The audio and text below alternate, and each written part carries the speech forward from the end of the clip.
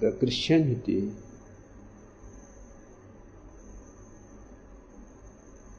I have been told by the Christian friends, is based on family.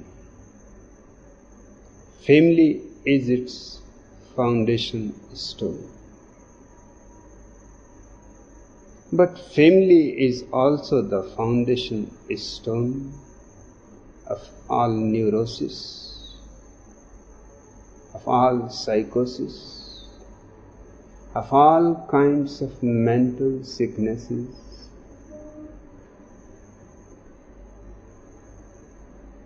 of all kinds of social problems. It is also the base of the races, of the nations, of the wars.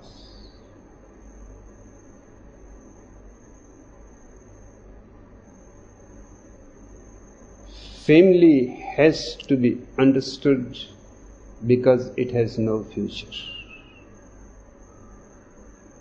It has already outlived its existence, its necessity.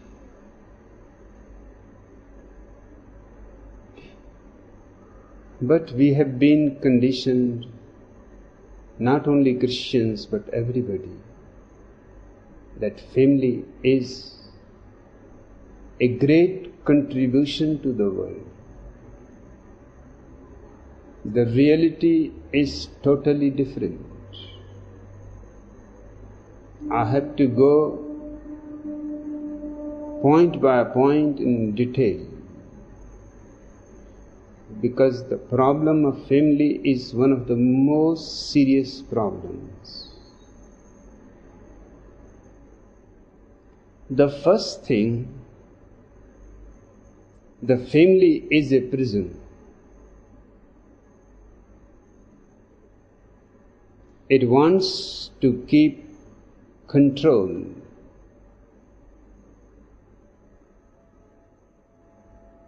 of the children, of the wife. It is a very tight group of people, and they have made this prison sacred. But the results are very ugly.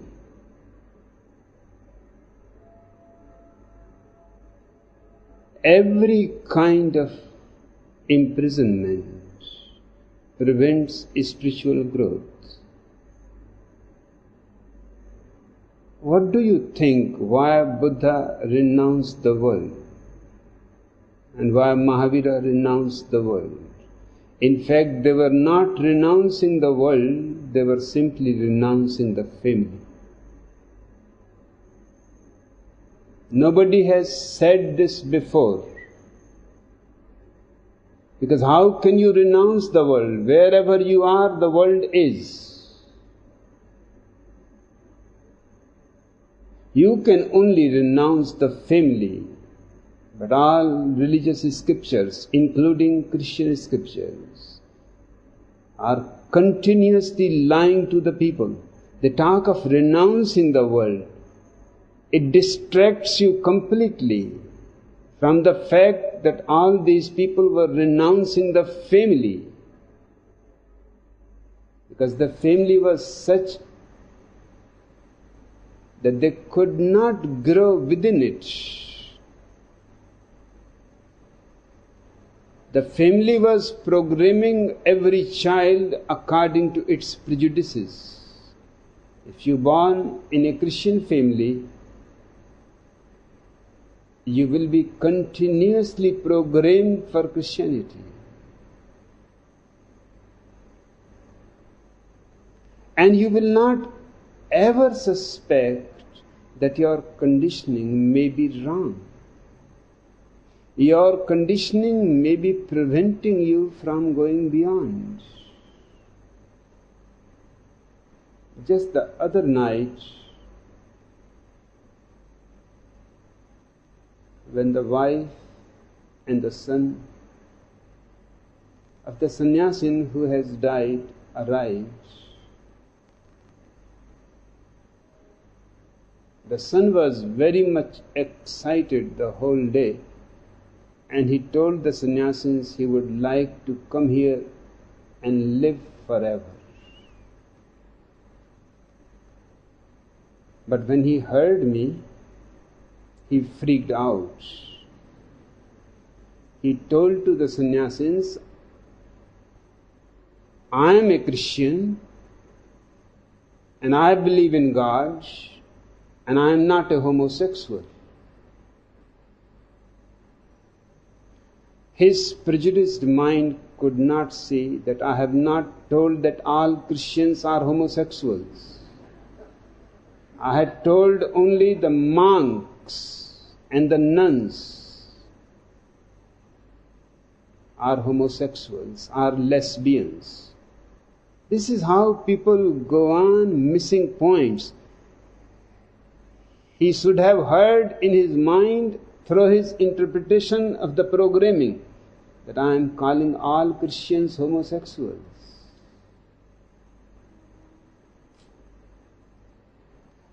And he proudly says, I believe in God, without understanding a single word. What does believe mean?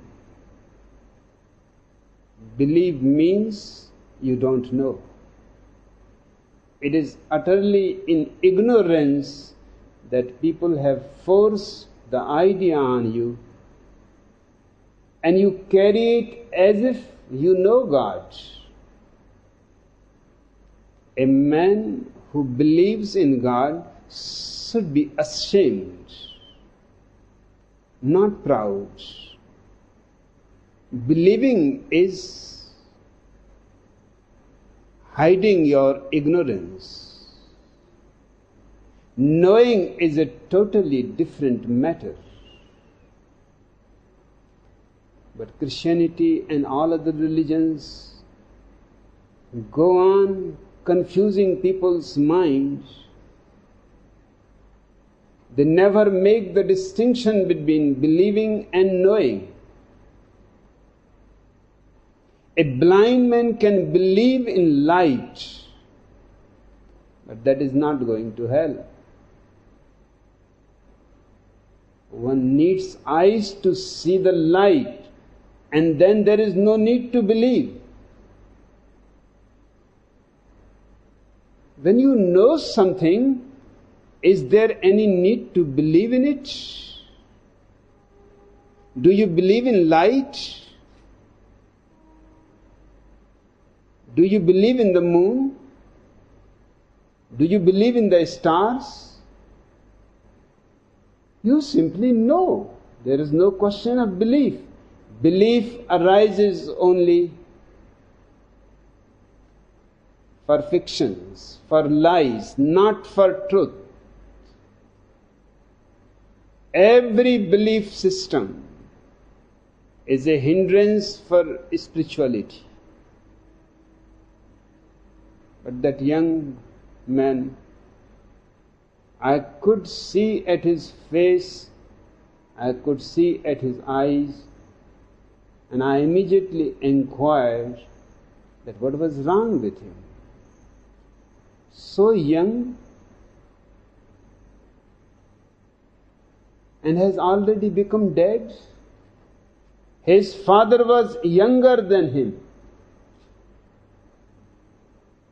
who has come here to meditate and who wanted to be a sannyasin after hearing me everything about Christianity.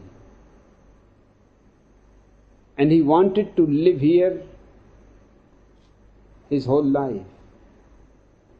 His mother is far more younger than him. She wants to come here and stay for a few days, meditate. She loved the place, she loved the people. She was touched very much by your ceremony for her husband. Nowhere in the world she would have got that ceremony for her husband. Death, according to Christianity, is a taboo. You should not talk about it. And death is taboo. And life is also taboo. You should not live it. Death, you should not talk about it. And life, you should not live it. They don't leave you any alternative. Neither you can live nor you can die.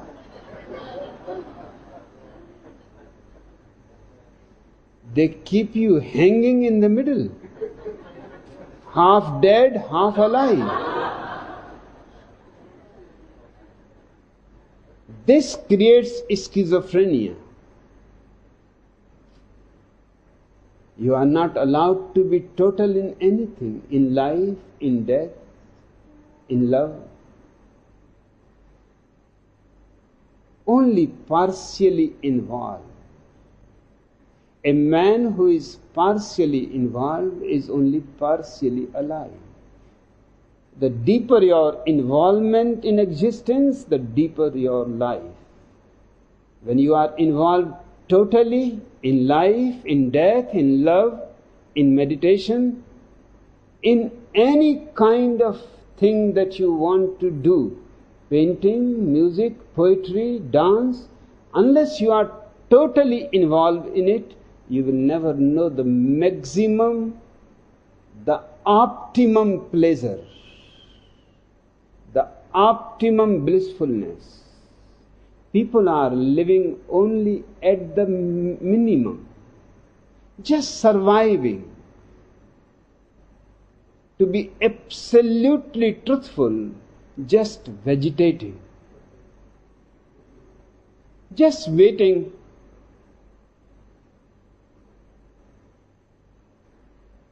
And waiting,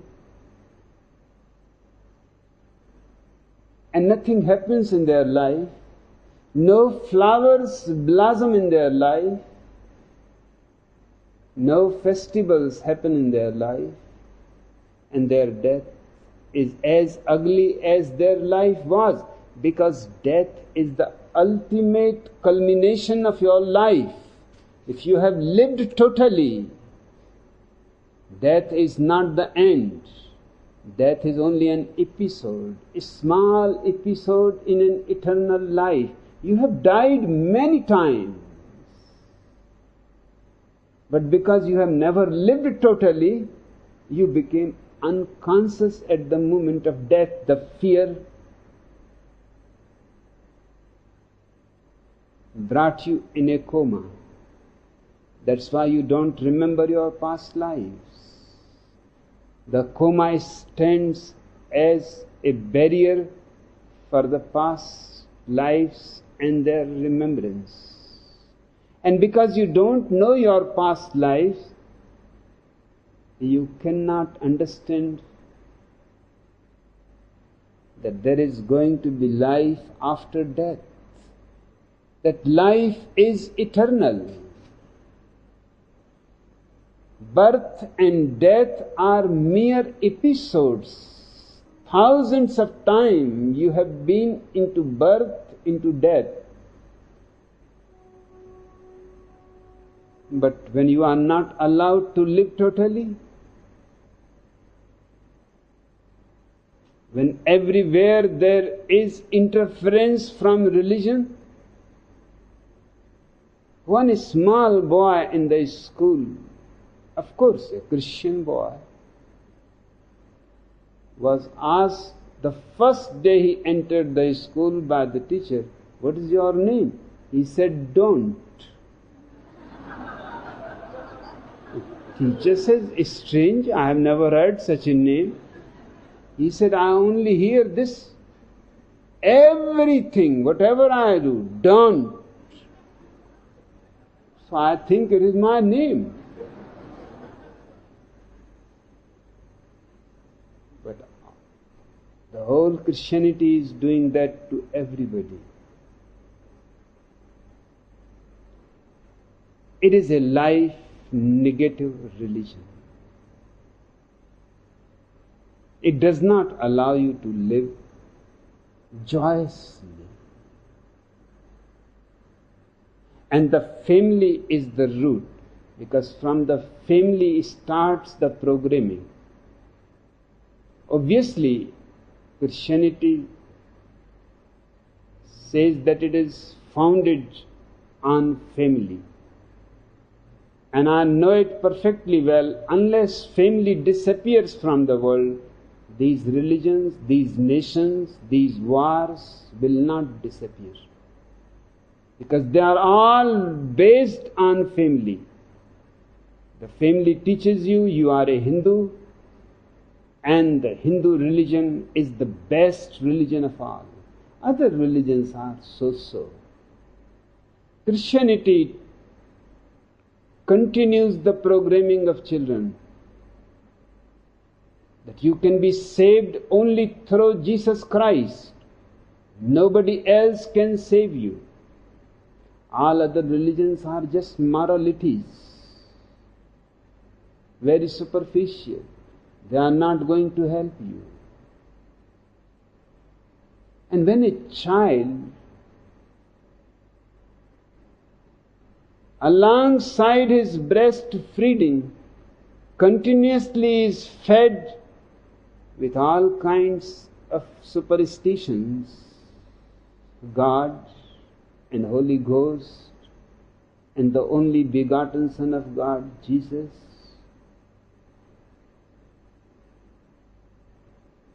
heaven and hell.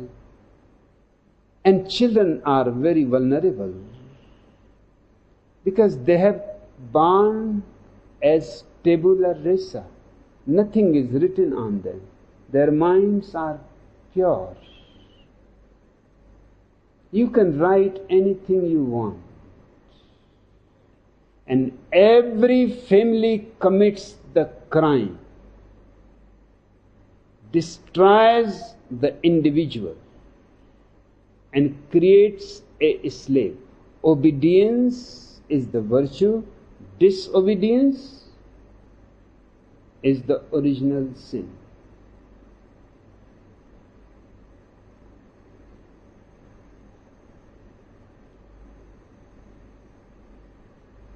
And when a child from the very birth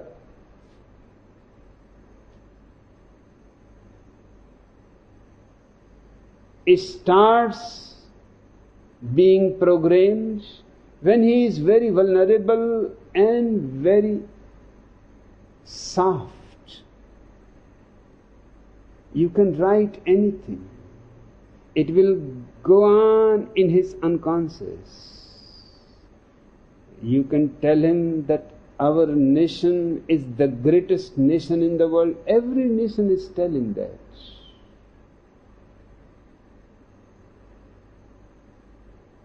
Our religion is the greatest religion. Our scripture is written by God Himself. Hindus are saying that. Christians are saying that. Jews are saying that. Everybody is doing the same crime. Christianity, of course, doing it more efficiently,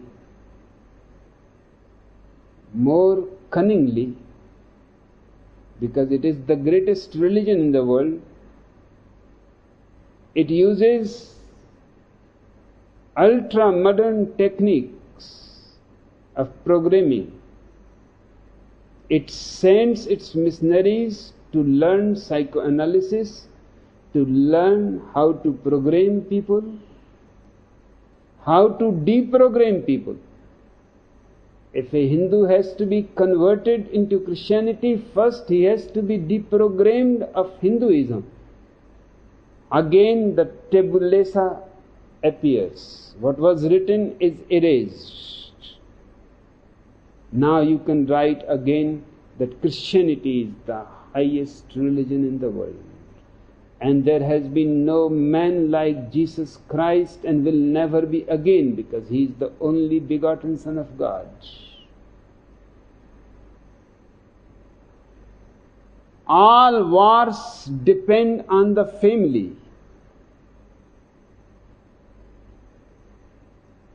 It has been a tradition in many nations in the past that you should contribute at least one son to the army to protect the nation, to protect the dignity and the pride of the nation. In Tibet, every family has to contribute the eldest son to the monasteries. This has been done for thousands of years.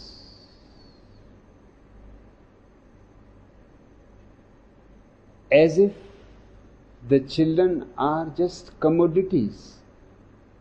You can contribute. As if the children are money. You can give in charity.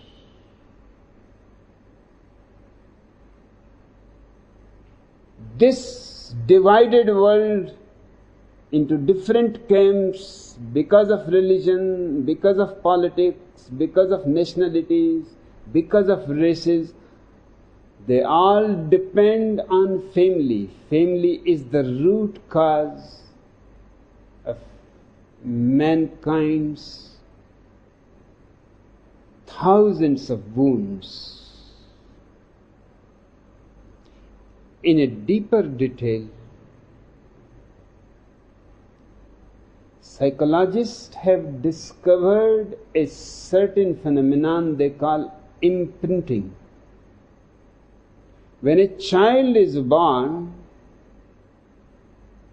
he gets the first imprint of the mother, the father, because they are there. You may not be aware what imprinting can do.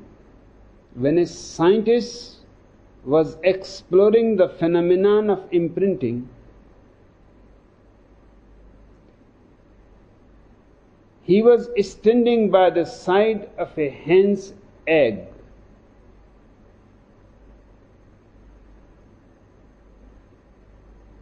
And it was time for the egg to break down and allow the small bird to come out. Ordinarily, the hen is sitting on the egg. So the first imprint is of the mother. But this scientist was standing there, so when the child came out from the egg, he saw the scientist's shoe. That was his first imprint.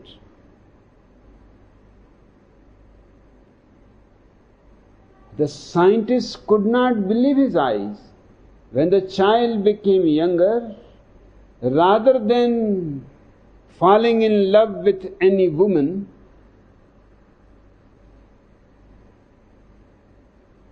he was continuously trying to make love to the scientist's shoe.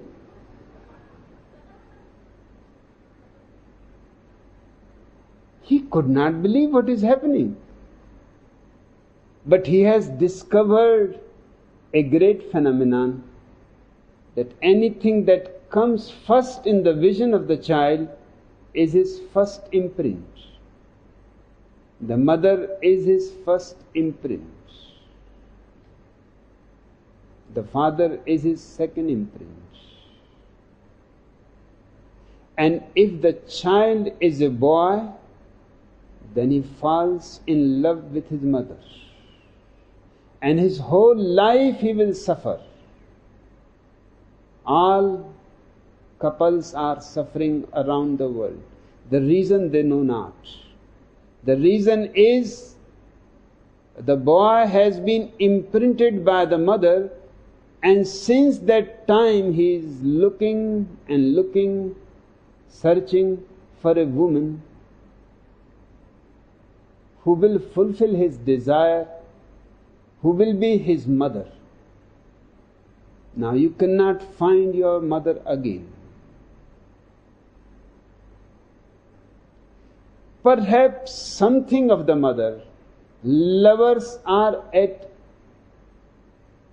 great embarrassment if you ask them, why you have chosen this woman or this man? They simply shrug their shoulders. They say, we don't know. It simply happened. It did not happen. It is not so simple as you think. You simply don't know.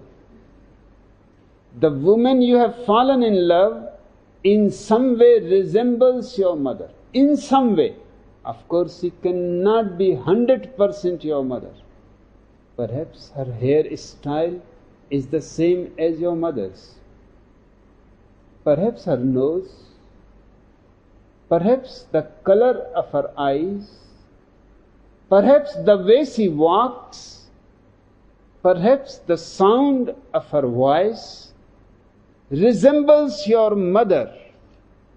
You fall that partial mother in the woman.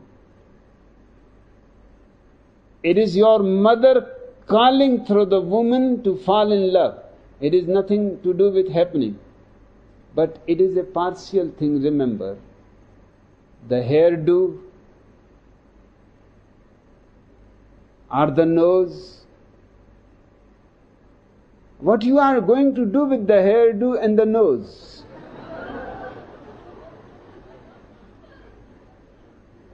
Soon you will discover on your honeymoon, my God, this is not my mother.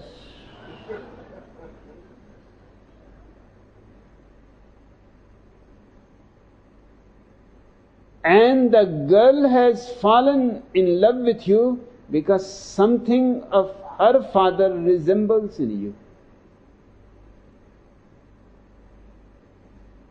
So both are searching something which is not there. So the woman will be looking at the husband and will be surprised that he has been deceived.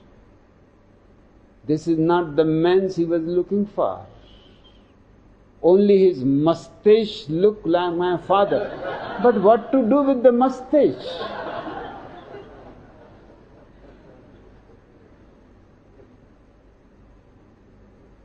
And the husband is looking for the mother, and the wife is looking for her father. Both are in a tremendous dilemma that how it happened. Now how to get rid of each other. And problems become difficult because church does not allow divorce. Christianity says, I am quoting the Bible, what God has joined together, let no man put asunder. God has joined wife and husbands together. Let no man put asunder. This is interpreted as the basis for forbidding divorce. Whatever the suffering, all old stories end up with the marriage. All ancient stories end up with the marriage. With the last statement, after the marriage, they lived in happiness forever. The truth is, after the marriage is the deluge. After the marriage is the hellfire. Not to disturb people, every story stops at marriage. In fact, this is the beginning of the story. And they have made it the end. Meeting a girl on the sea beach is not the real thing. Neither the girl is real nor you are real. You are pretending to be a great man, a hero, Alexander the Great. She is pretending to be Sophia Lorena. You both are hypocrites. But hypocrisy is good on the sea beach. You see each other only for few seconds or few hours at the most. Hypocrisy can be maintained for few hours, but it cannot be maintained for your whole life. Once you get married, the hypocrisy becomes a burden. You cannot carry it. Two persons got married. They entered in a sea resort honeymoon hotel.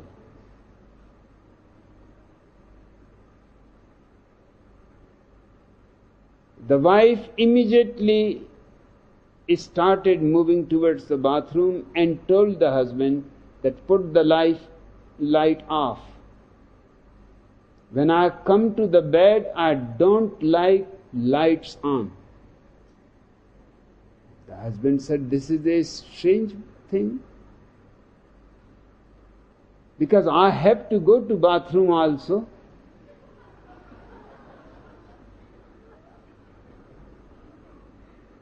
Lights should remain on. The wife said, do you listen to me or not? Put the lights off. The husband said, it is better to say the truth. The truth is, one of my leg is false. And he took the leg off and put it aside. He said, I cannot walk in darkness. It is very difficult for me to walk even in light. The wife said, if that is the case, then it is better to be frank.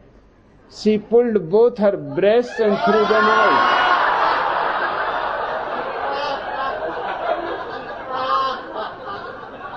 The husband looked at the breast lying down on the floor. He said, it is okay. He took his teeth out and threw them.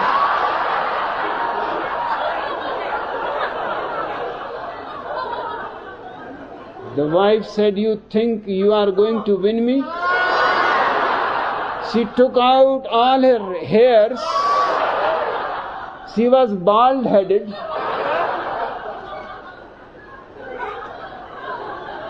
And threw the hairs on top of everything. It was becoming a big heap.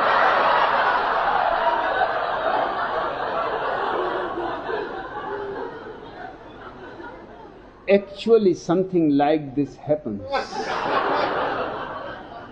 By and by, you start dropping your hypocrisy, your falseness, your pretensions. And when all pretensions are gone, then the woman you thought is a Juliet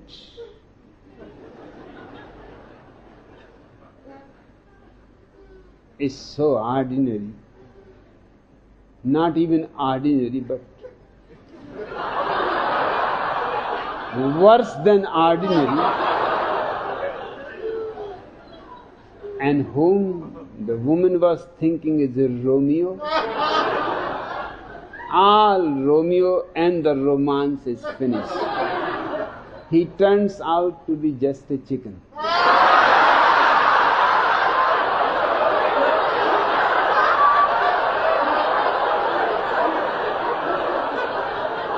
And then begins the story.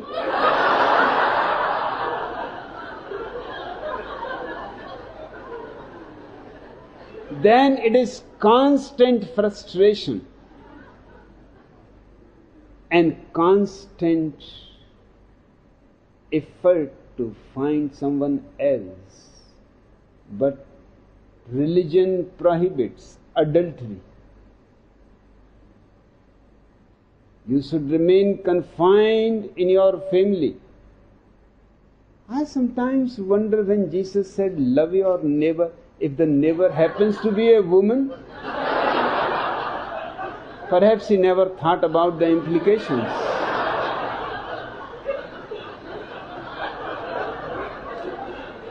Love thy enemy, but if the enemy happens to be a woman,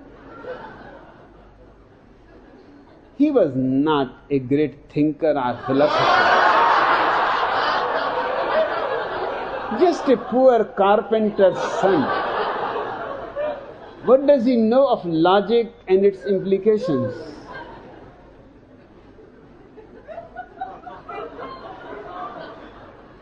And because every family is in conflict, the husband and wife are continuously fighting. The children are growing with this constant fight. This is becoming their imprint. The boy will repeat his father's structure, and the girl will repeat her mother's behavior. When they get married, it is a constant repetition, generation after generation, because from where they will learn how to be a husband, how to be a wife, from the mother, from the father. Those are the only people who are available in the childhood. And that is the most vulnerable time. And they learn that they fight, they use ugly words to each other. Every night there is a pillow fight.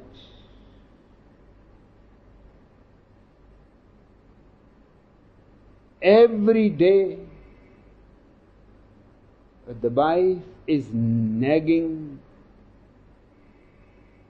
The father feels the wife is just a pain in the neck and nothing else.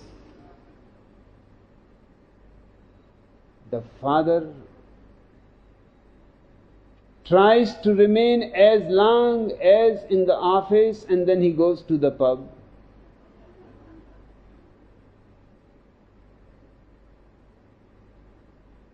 The boy is learning. The girl is also learning that when the husband comes home, the wife is going to beat him. One of my professors, professor of economics, was almost a wrestler, a very big man, but inside a chicken.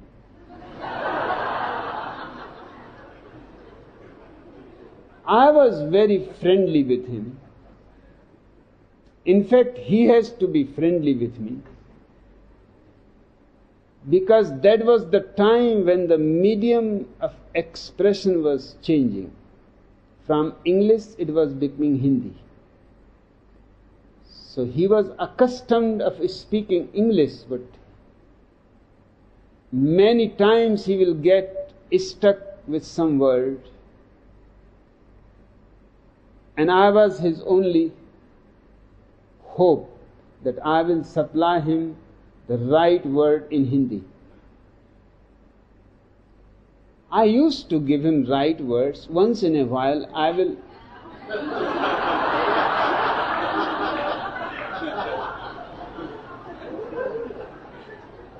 once he got stuck with the word haggling. He looked at me, and I was in the right mood. So I said, it means chikallas. Chikallas really means joking with each other, not haggling. Haggling is for the prize.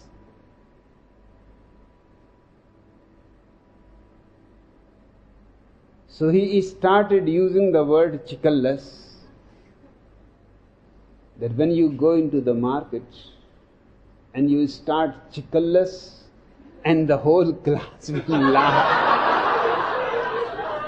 So he looked at me, what is the matter? I said, I don't know what is the matter. Why these people are laughing?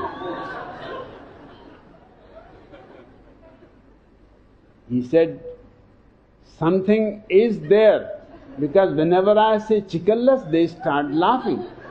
I said, this is chickaless. When you say something and people start laughing. He said, I thought you are my friend and I have depending on you for translations and you give me such a word? I said, I was in a right mood.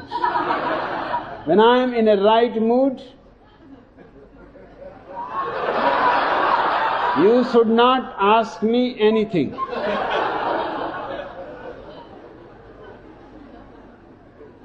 I used to go to his home, and there I discovered a small woman.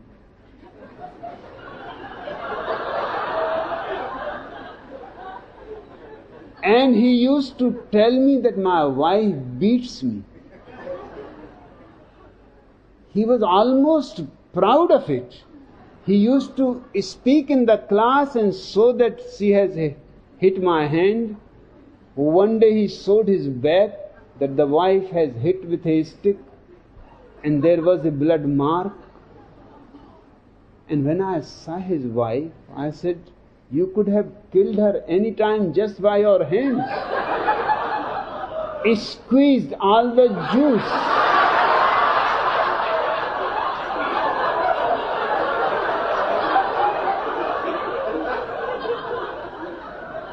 He said, you don't know, she is such a pain in the neck that when I go out of my house, I feel almost like a lion. When I come back to my house, I feel almost like a rat.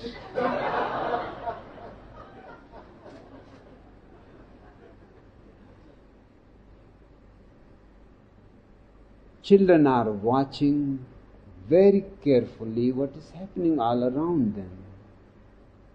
And they are learning without being taught. They will repeat the same pattern. The girl sees whenever the husband proposes the wife, that what about it? She simply turns aside and says, I am suffering from headache. In the morning, the servant did not come. The guest people I have phoned have not come yet. Electricity is out. Problems, and finally you come here.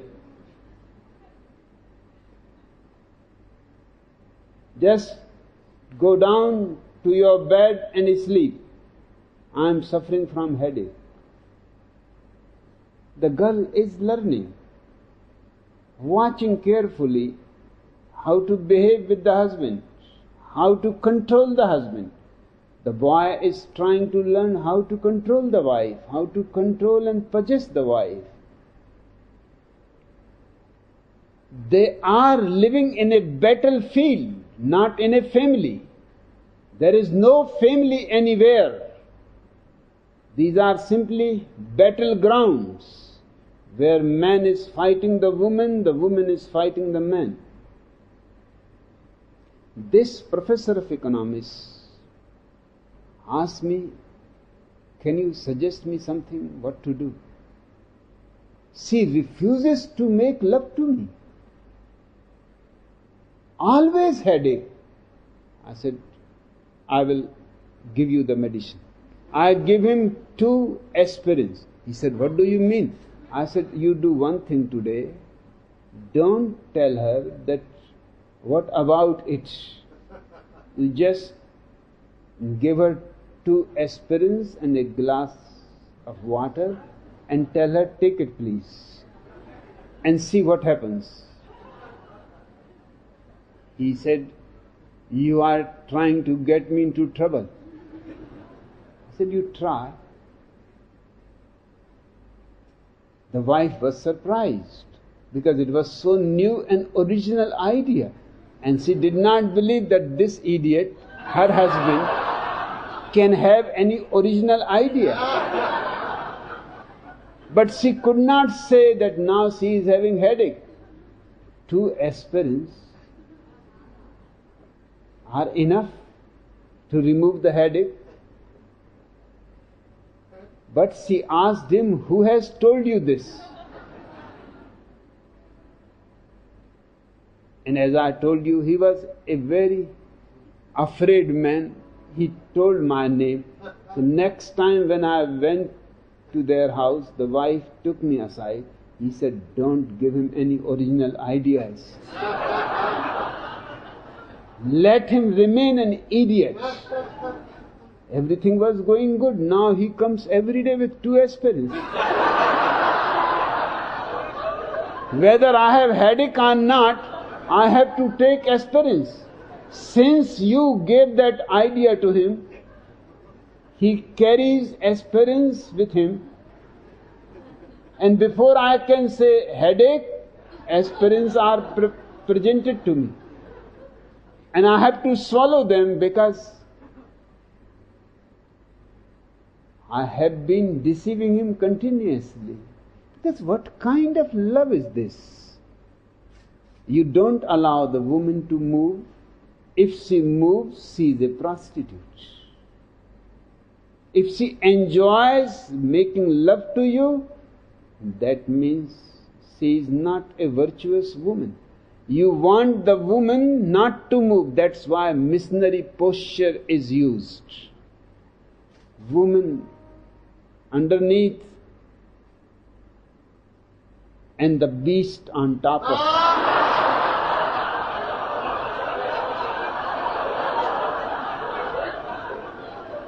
And Christianity says it brought culture to the world. In the East, for thousands of years, this has been a grace that man should be under the woman, not on top of her. He is more weighty, he has more muscles. The woman is smaller and more fragile. She should be on top of the man. But on top of the man, she will be enjoying movement because her real pleasure does not come from vagina. Vagina is absolutely insensitive. It has to be insensitive because it is going to give birth to the child. If it is too sensitive, the woman will go crazy when the child gets out.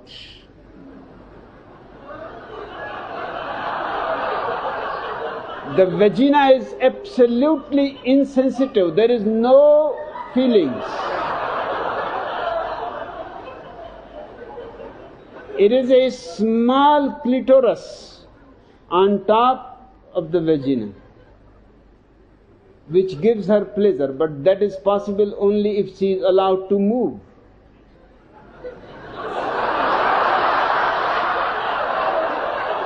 So every woman hates love.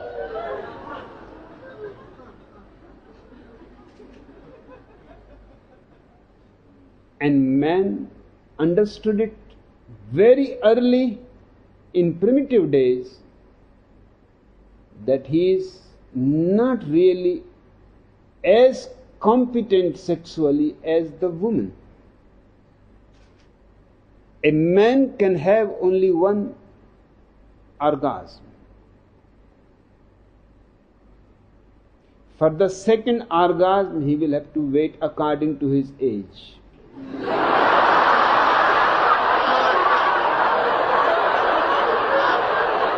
The woman at any age is capable of having multiple orgasms. It was a very cunning strategy to keep the woman underneath, unmoving, closed eyes, So you can have the orgasm and the woman knows nothing of pleasure in it. She simply feels exploited, used, just like any commodity. It hurts. And man is finished within 2 minutes, at the most 3 minutes. But that is the record.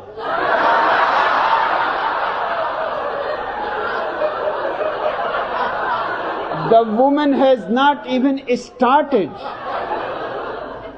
to get into it, and the man is out.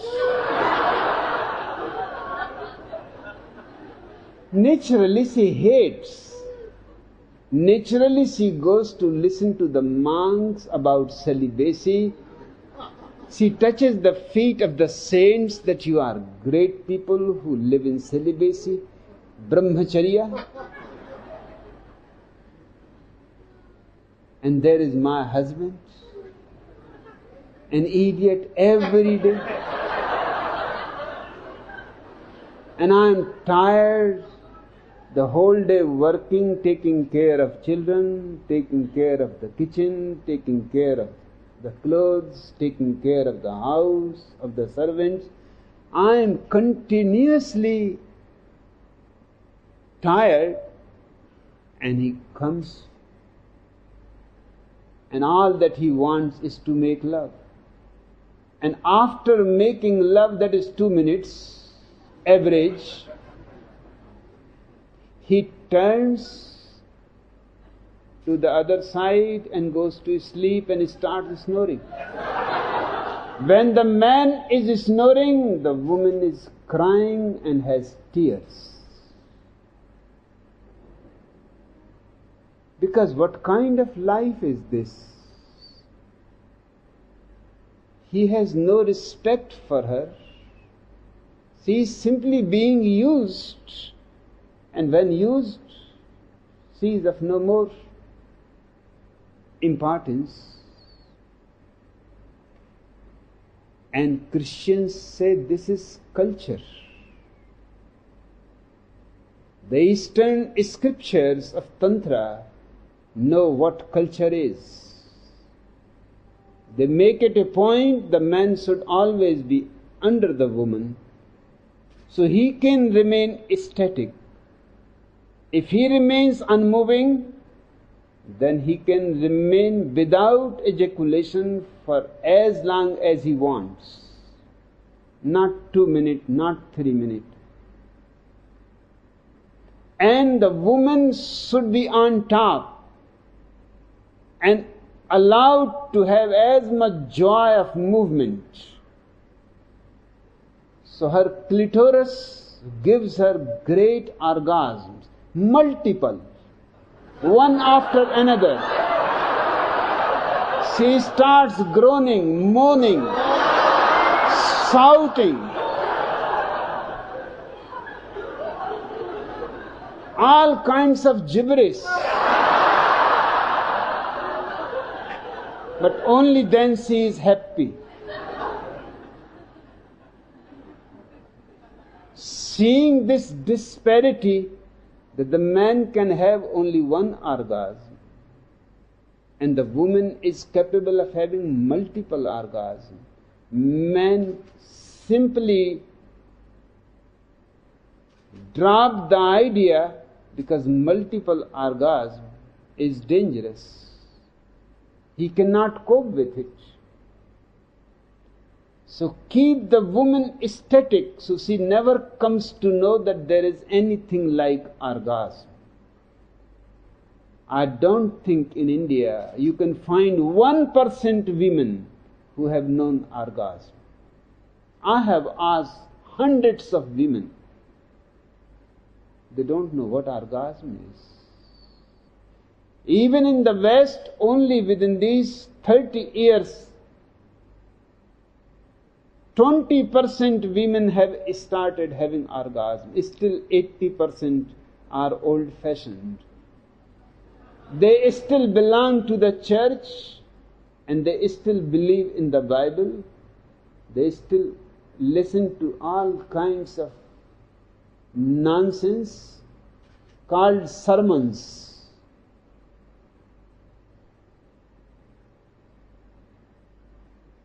And if a woman is satisfied having multiple orgasms, she will never be a pain in the neck.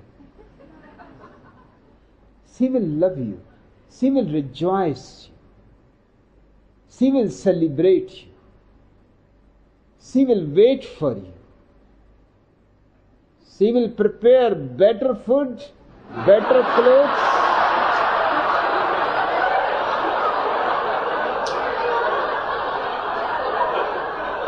But you have destroyed all her joy. And you still want her to respect you and to love you. For what? And because she is not happy, the children become from the very beginning miserable. The mother's impact on the children is immense. She is unhappy, frustrated, always tired. The children start learning all these things.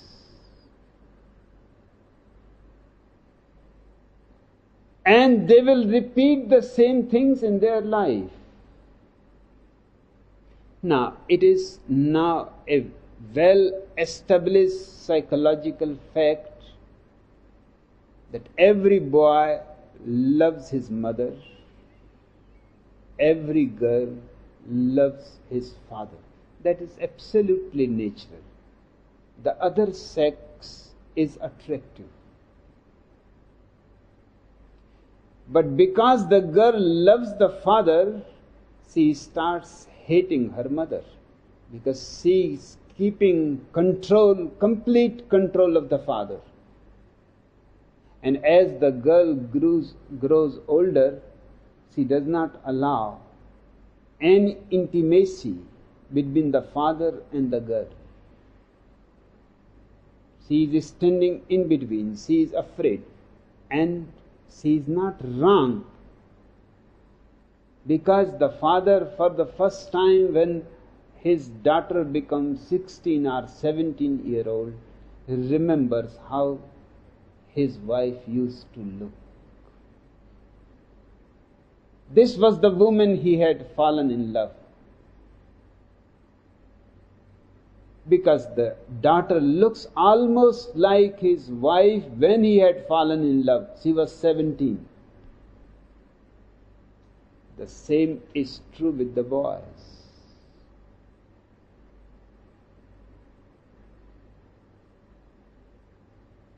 They love their mother, but there is no possibility of any love affair between the boy and the mother.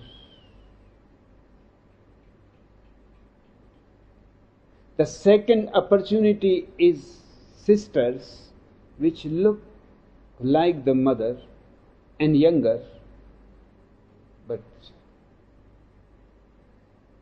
Christianity and all other religions prohibit it absolutely. No love affair between the brother and the sister.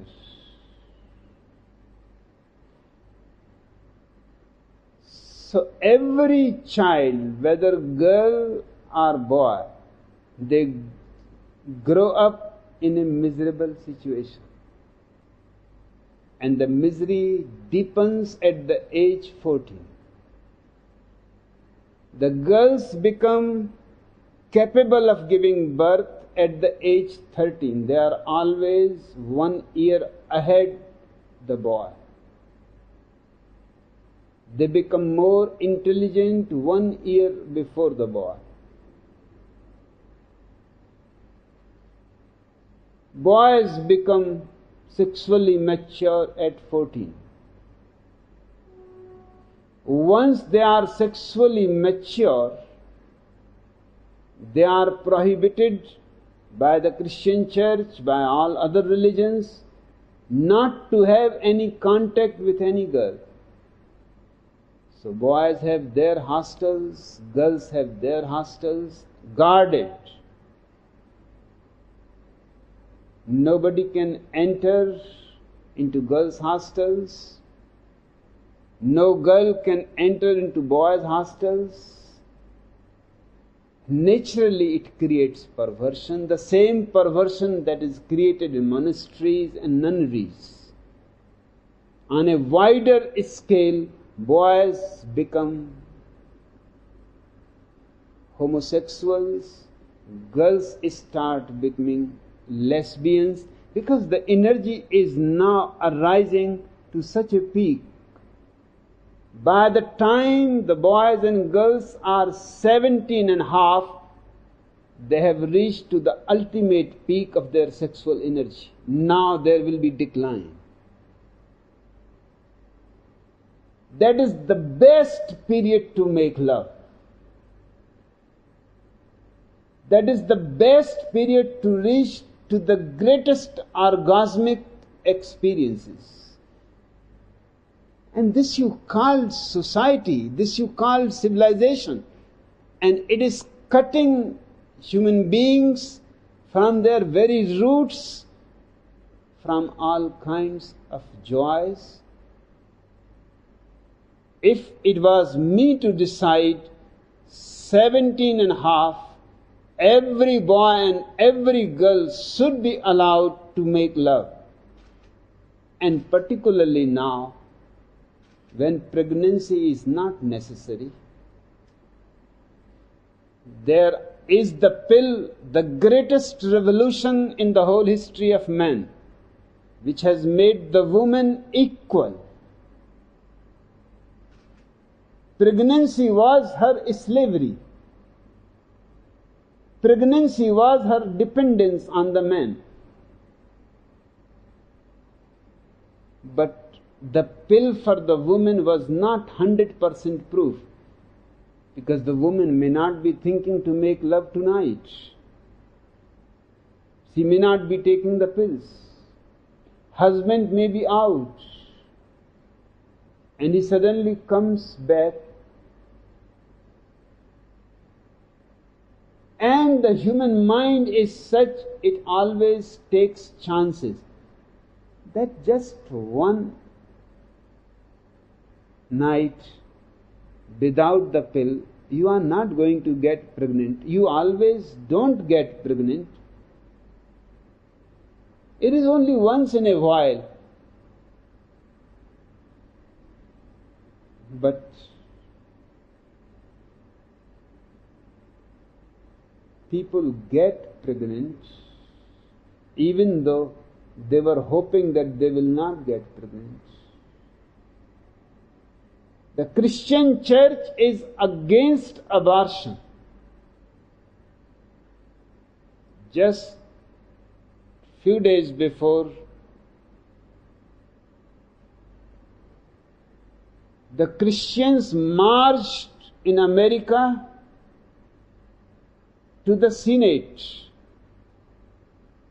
because the Supreme Court of America has allowed abortion as legal. Against that legalization of abortion, thousands and thousands fundamental Christians had a long procession in protest to the Senate. What was more puzzling to me was President George Bush, immediately before the procession started, sent a message to the people who were going to protest, missionaries, bishops, archbishops, priests, and all kinds of fanatics. He sent the message that I am with you. I am against the abortion bill. So don't think that your president is not with you. I am amongst you. and I will support you, and I would like the Supreme Court to remove the law that they have made abortion legalized. Such fear of the crowd. That's why I always say your politicians are not leaders. They don't create a revolutionary mind in the people. On the contrary, they are followers of the followers. Immediately the President sent the message that I am with you, just to gain favor of the voters. But no consideration about the poor woman who cannot afford a child, or an unmarried woman who cannot say it was Holy Ghost who made me pregnant. Nobody is going to believe her.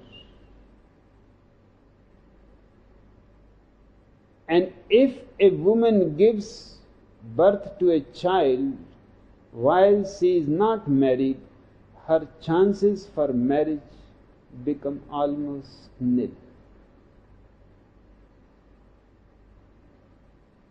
Because the male chauvinist mind wants always a virgin. You will be surprised to know there are doctors which make women virgin. Their whole expertise is to put a small, thin skin inside the woman's vagina. That is the proof that her vagina has not been penetrated by any male. Otherwise, the skin is broken.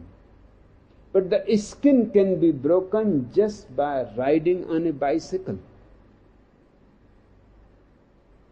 The skin can be broken just by riding in a rickshaw in Pune.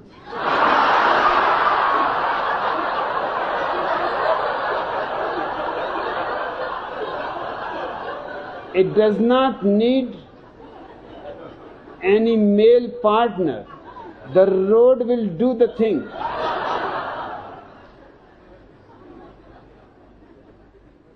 In the Middle Ages, these so-called Christians who think they have civilized the world,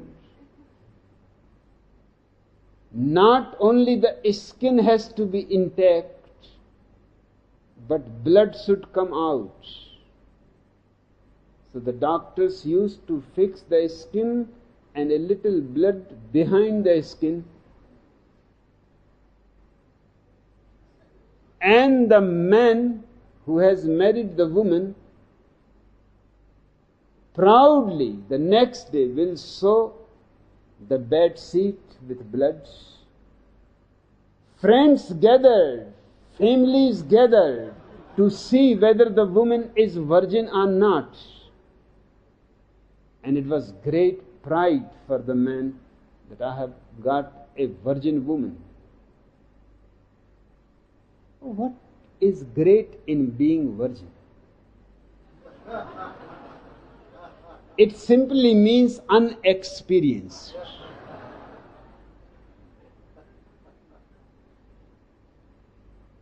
You will be better if you marry an experienced woman, if you marry an experienced man.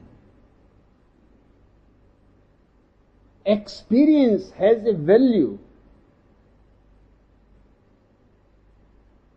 Inexperience cannot be supported in any argument.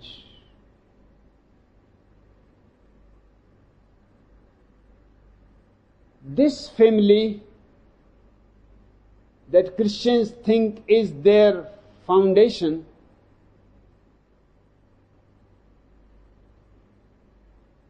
is their foundation only because It programs the children according to the church. It makes them slaves. It takes their dignity of individuality. It makes them hypocrites. It forces on them all kinds of lies. The greatest lie is God. And from God arise all kinds of lies.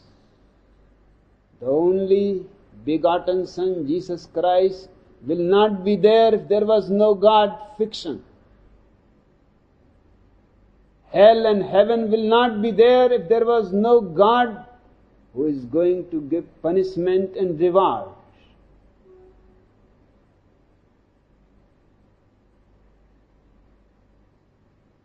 Creating this program in the child's mind is preventing him to go beyond the mind in search, in exploration. It is against truth. Every family stands against truth. Every family stands against enlightenment.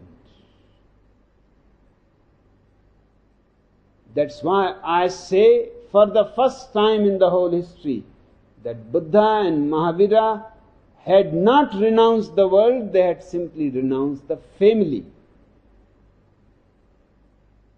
It is a lie to say they renounced the world. They lived in the world.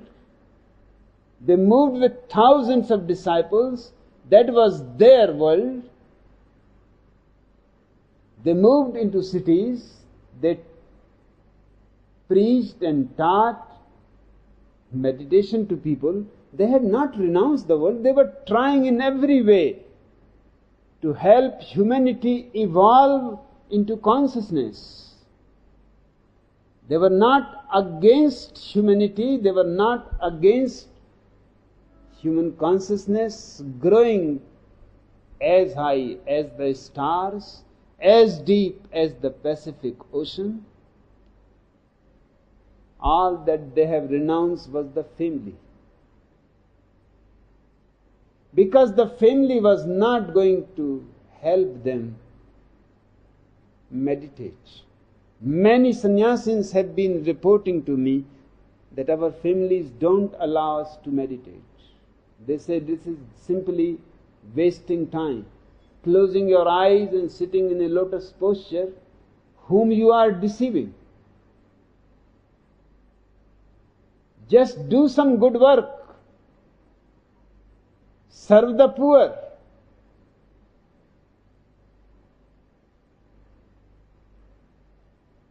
Serve the sick.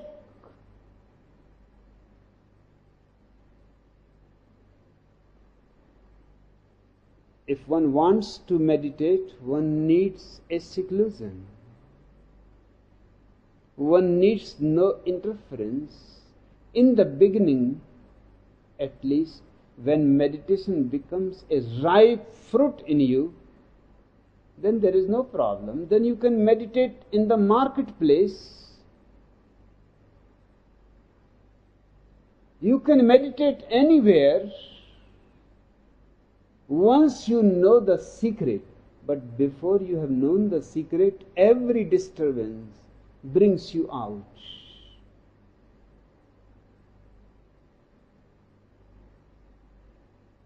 But Christianity is not interested in meditation at all. It is interested in prayer. Prayer to whom? To a fictitious God. Prayer to whom? To Jesus, who is a crackpot.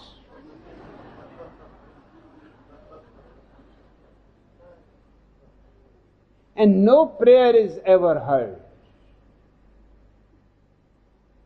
Because there is nobody to hear it. It is not the fault of somebody above the clouds who is not hearing your prayer. There is nobody. Prayer is not the right kind of religion. Any religion that is based on prayer is a wrong religion.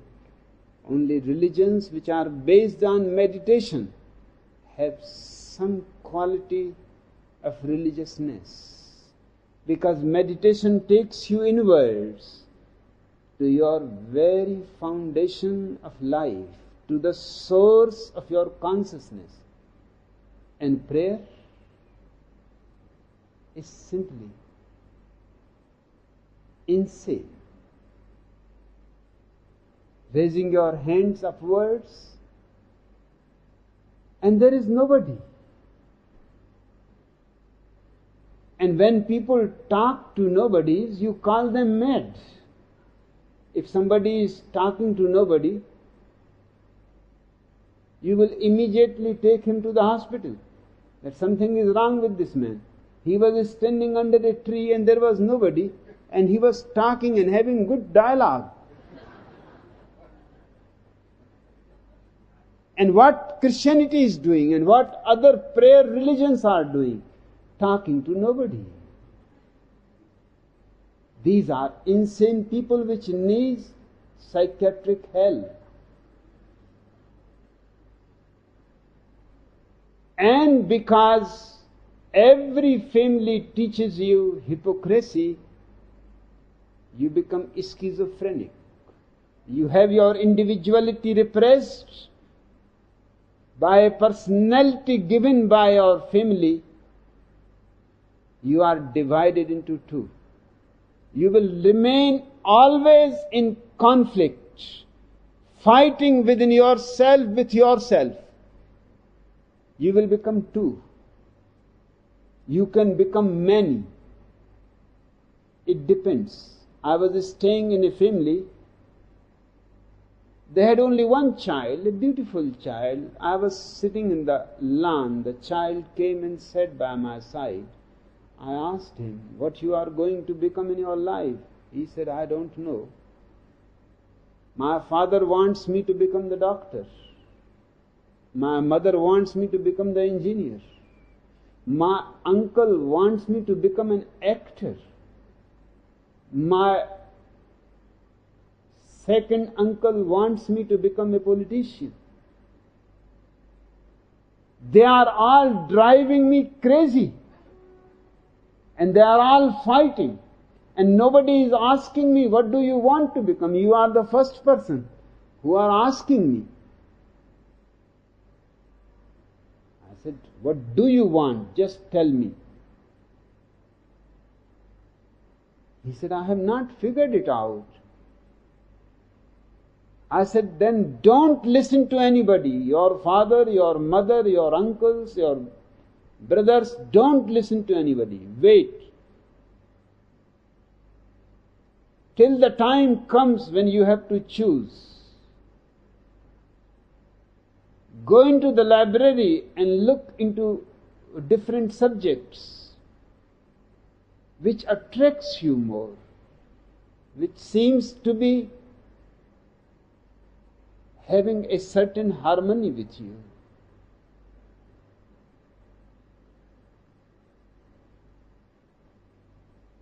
Only decide then, not according to anybody else, but simply according to you.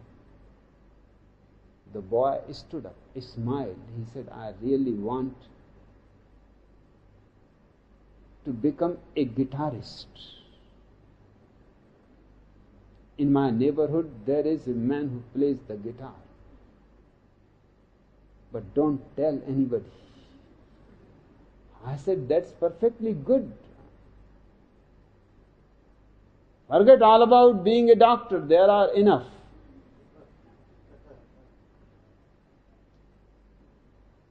Enough doctors to kill people. Don't be worried. And there are enough engineers whose bridges go on falling down.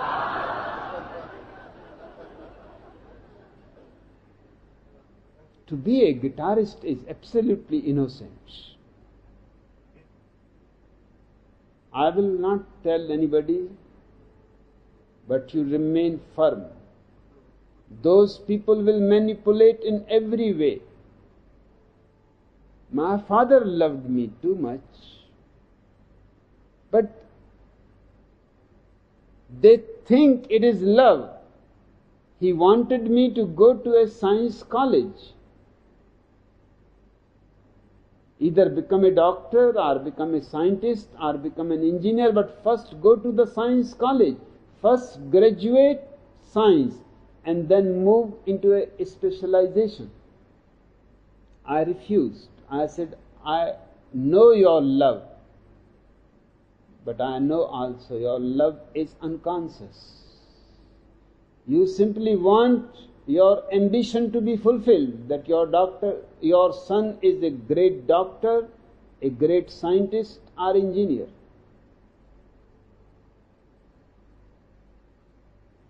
I am going to study religion, philosophy, logic, psychology. He said then, it was just a threat, and he repented too much. He said, then I am not going to support you financially. I said, that's settled.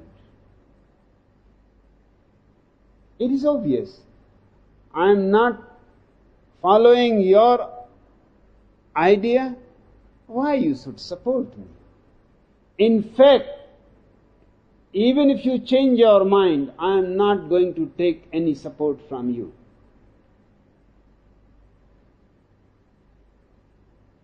He was thinking that how I will manage.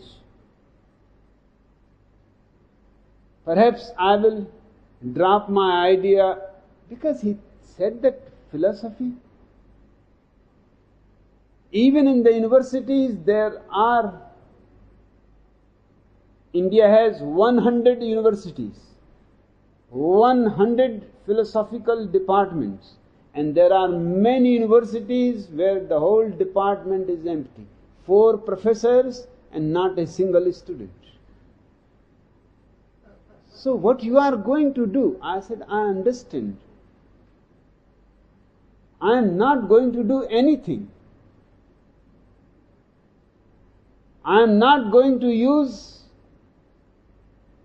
my education for any career, because I have decided to be good for nothing. I am going to relax and enjoy life. He said, but who is going to support you? I said, you don't be worried. You will see it. So I left my house after matriculation, entered into a department of philosophy. My father thought how he will manage, but I entered into a night class. The whole day I was working in a newspaper. And in the night I will go to the university class. After 6 months, he thought I must have managed somehow. He came to see me. The village was almost 100 miles away. He came to see me and he found me perfectly well. I have managed. I have found a family who simply loved me. They were not my relatives. Just the man has met me in the public park, where I was discussing with few students, my colleagues, and he heard, sitting by the side on a bench, he heard me discuss, and he was immensely impressed. He took me by the side. He said, where do you live? I said, I don't have any place to live.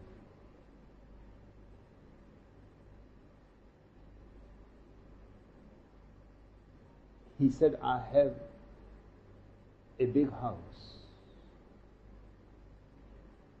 You just come with me.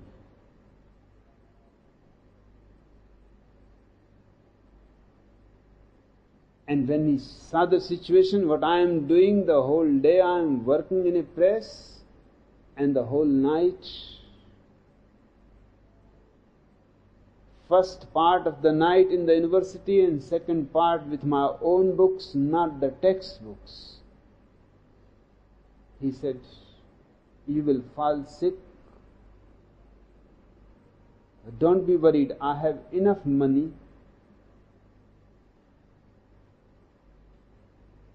I told him, remember one thing, I am not going to return it.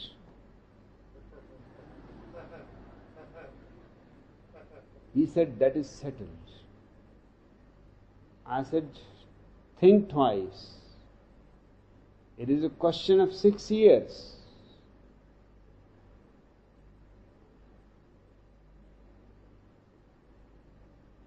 You can have time to think. I will not return a single rupee back, because I will not have any money any time in my whole life. If you are giving me out of your abundance, I will accept with gratitude, but no obligation. No bragging about it that you have helped me. He said, no, that's not at all the question. In fact, you have helped me. Since you have come in my house, a strange peace has come. A silence has come. I have never been so happy and so joyous. I have all the amenities, all that the world can provide. But there was a certain emptiness inside me. You have fulfilled it by teaching me meditation. I cannot repay it back.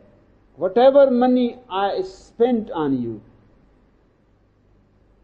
is not even the interest of what you have given to me and what you are giving to me every day. So my father came, he wanted to help me. I said, we have settled it. I did not follow your idea. You simply did not arrange the finance. There is no bitterness about it. Our relationship remains the same. It was simply a disagreement, and I am at fault to disagree with you. You are just unnecessarily feeling guilty. But he said, whatever you want to do with my money, but I will give you. I said, if you want to give, without any condition, I can have as much money as you can give. I can use the whole money of the world alone, without any trouble.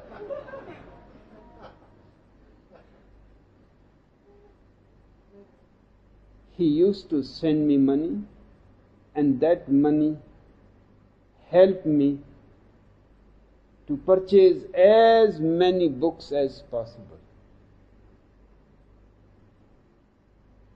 Now the library, you see, it has 150,000 books. Most of them are purchased from his money. His whole money that he gave to me went into purchasing books. And soon I was receiving scholarships.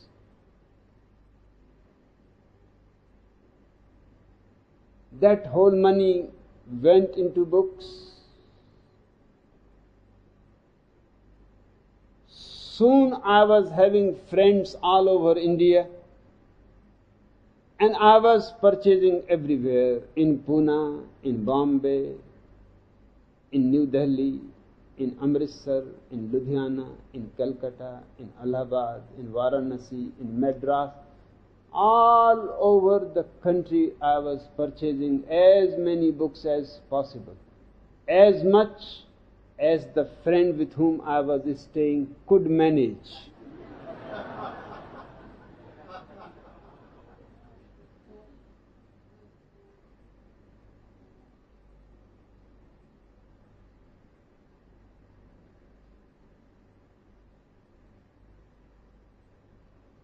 The family gives you ambition, and ambition is one of the hindrances for enlightenment.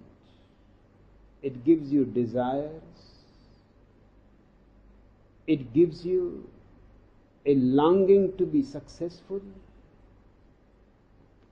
and all these things create your tensions, your anxieties, how to be a celebrity. The family wants you to be a celebrity. The family wants you to be known all over the world.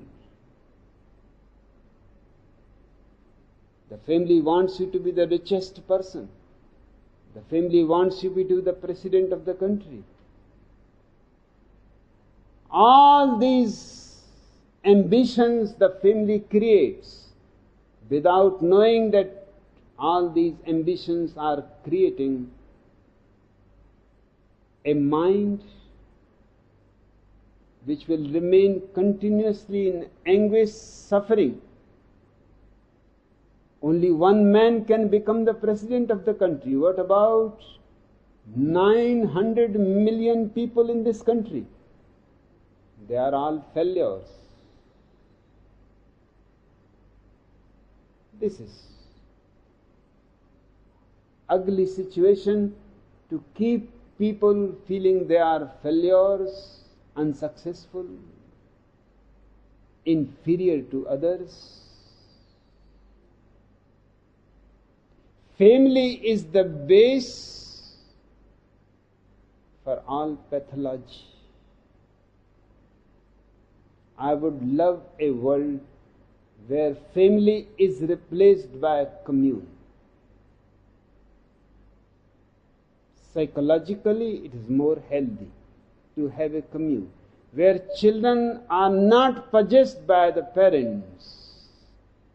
They belong to the commune. When children are not given imprint of the mother and father only, they have many uncles in the commune, many aunts in the commune. Sometimes they sleep with this family, sometimes with that family. In my commune, every child belongs to everybody. He does not have a single imprint because so many people love him. Sometimes he will sleep with somebody, sometimes with somebody else, and they are invited.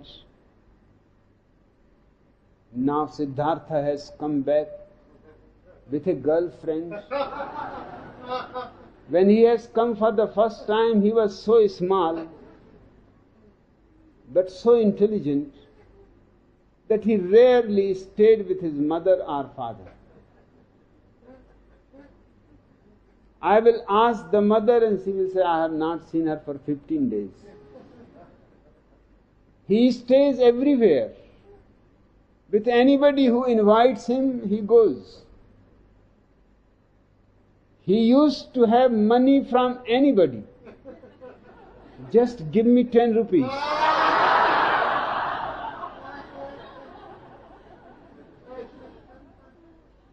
Now he has come, grown up, is having a training to become an actor, has got a beautiful girlfriend. She has also become a sannyasin. She is a model. I want family to be replaced by a commune. And in commune there is no need for marriage. You love a woman, you live with her. Love disappears, you say goodbye. in deep gratitude that all these days were memorable, that I spent with you.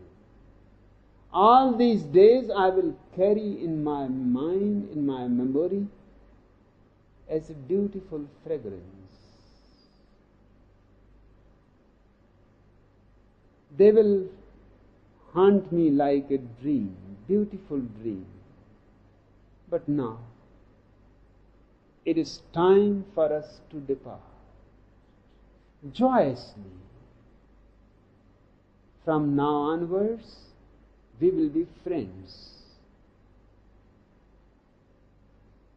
There is no need to become enemies. And both get tired. It is simply human. Family is inhuman. It forces you to live with a woman you hate. It forces you to lie with a man you want to kill. It is prostitution, it is not family. My definition of prostitution is to make love to a woman you don't love. To make love to a man you don't love.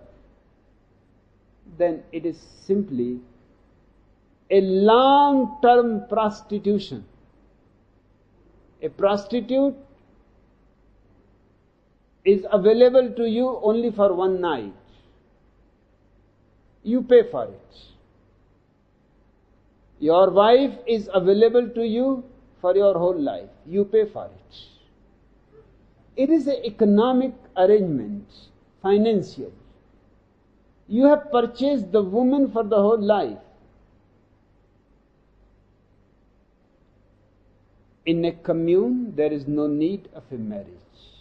Marriage creates the family. People should be together out of love, sheer love.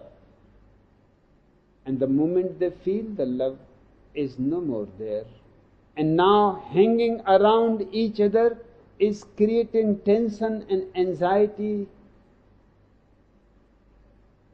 it is better to say goodbye to each other while things become too bitter. At the first sign of frustration, boredom, depart. Find out new friends. And if you have children, you can have children only if the commune allows you. Because the commune has to take care of the population. The commune is responsible not to expand the population too much that everybody becomes poor. So you can have a child only with the permission of the commune. And you can have the child only with the permission of the medical board of the commune. And if the medical board suggests that your child will not be healthy, will not be very intelligent, it is better to have a child through insemination than have the child with insemination. Your love remains with your friend. Insemination does not disturb you. People will say and be proud that I have got the best insemination for my child.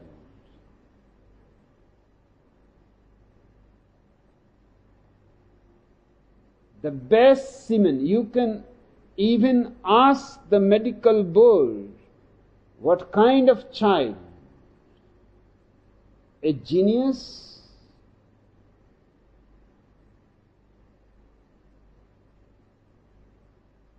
Healthy child who will not suffer with unnecessary diseases in his whole life? A child who will be able to live beyond the ordinary span of 70 years, 100 years, 200 years, 300 years? 300 years is a possibility. Just the right semen is needed. And just as there are blood banks, every commune should have semen banks.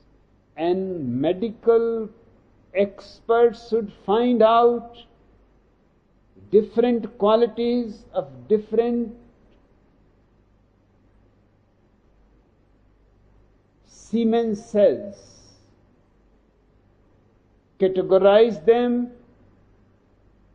keep them deep frozen, and whenever somebody wants a mathematician, somebody wants a scientist, somebody wants a musician, somebody wants a mystic, just give the right insemination,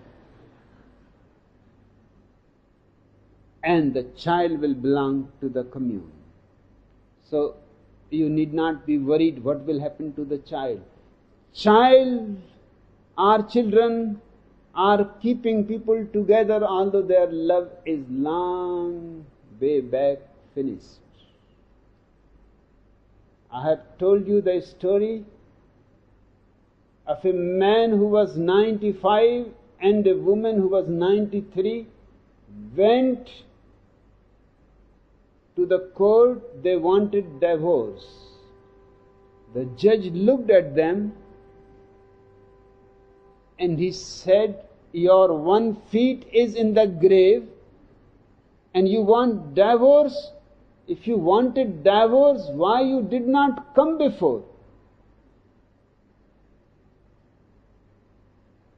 How long you have been married?"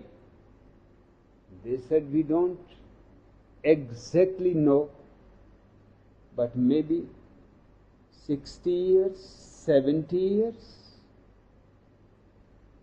The judge said, "It's strange, I have been dealing with the matter for years. This is the first case. Why you remained so long married if you did not like each other?"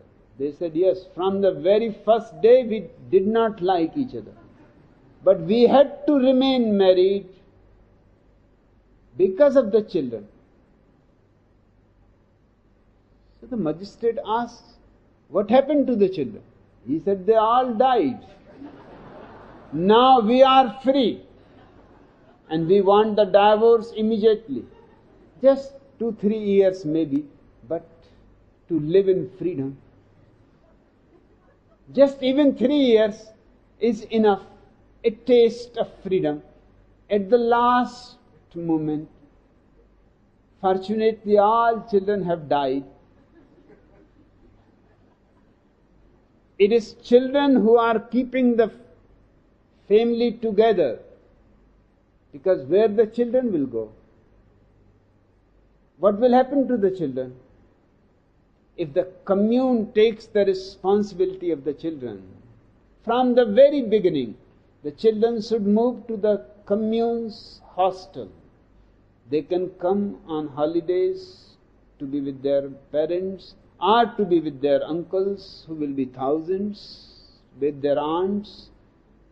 They can choose. I want a new man in the world without any imprint. When a child lives with many women, if he is a boy, he will not have a single imprint. He will have too many imprints which will become fuzzy. He will not be able to figure out what kind of woman. Then any woman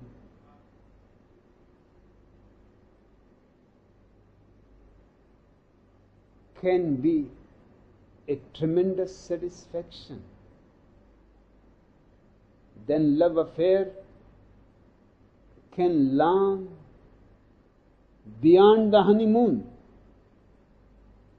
Otherwise, by the time honeymoon is finished,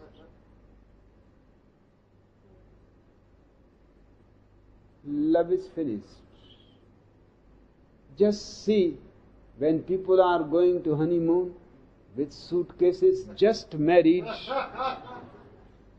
see how fast they are going, and when they come back, just look at their faces. punctured. Look at their suitcases. Just in 7 days' time, what catastrophe has happened?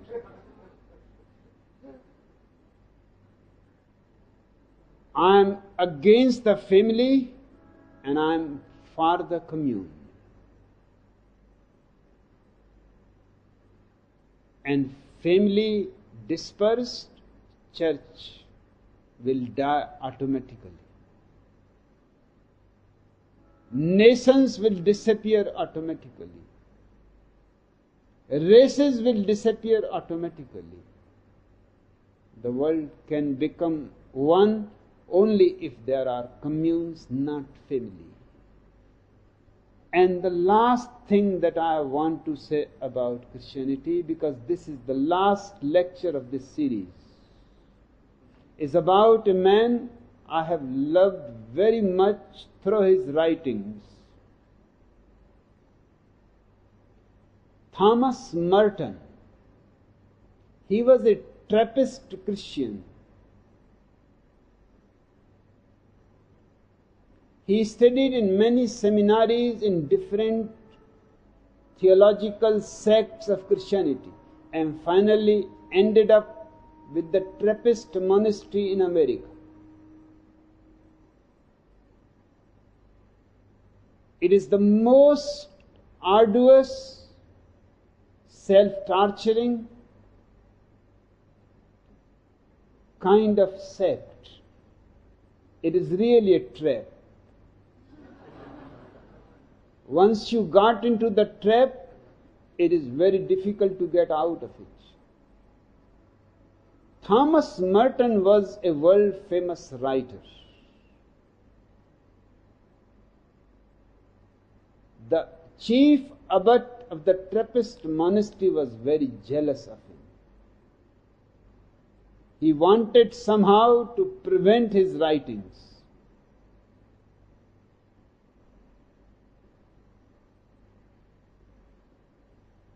Thomas Merton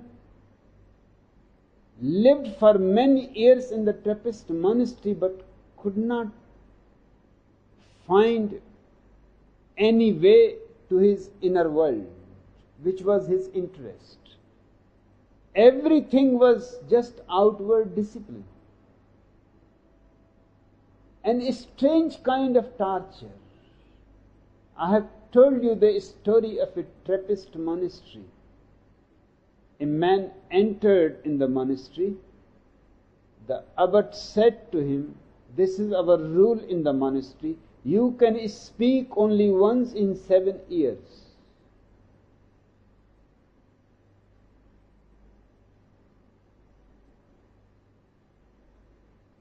He accepted it. He was shown the cell where he has to live. He thought, my God,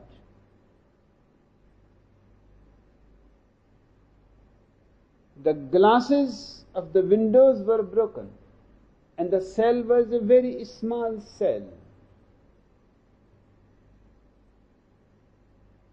Just enough for you to lie down.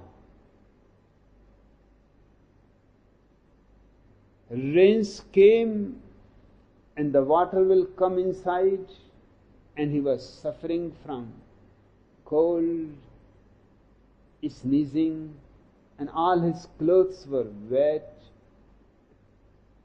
but he could not speak. So 7 years he suffered the rain, and the rain destroyed the mattress. It destroyed his health also. But after 7 years, he ran to the abbot and he said, "You have given me a cell which has no glasses in the window. I have suffered too much from rain." The abbot said, "Enough. Glasses will be put, just go back." And 7 years, no more speaking. Glasses were put, but when he went to the cell, then he remembered that the mattress is completely rotten. But now 7 years. So he waited for 7 years with that rotten mattress, with cockroaches and every kind of rats.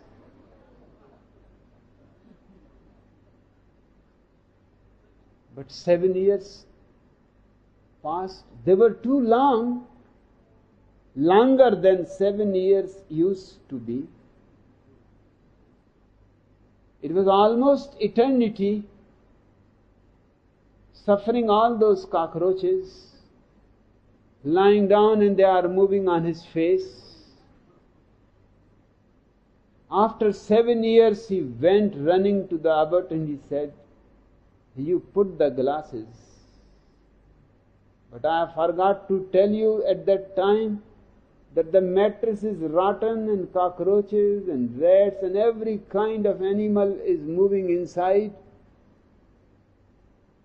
You please move that rotten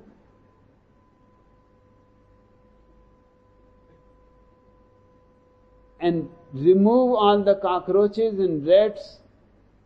He said it should be done. But no more coming here for 7 years. So the mattress was removed. The cockroaches were removed. The rats were removed. But the people who brought a new mattress which was too big, so they forced it and broke the glass. Again the same story began. The rains started coming, and from the broken window, the rats which had gone out, the cockroaches, they all came back, the whole family. Now it was too much. 7 years he could not believe that he will be surviving. But he survived. Man has immense capacity to adapt to any condition. After 7 years, as he approached the abbot said, "Don't speak a single word. Since you have come into this monastery, complaints. I never hear anything else. Just get out of the monastery." The man could not say even what he has come to say. He has been thrown out of the monastery. After 21 years, this was the only result.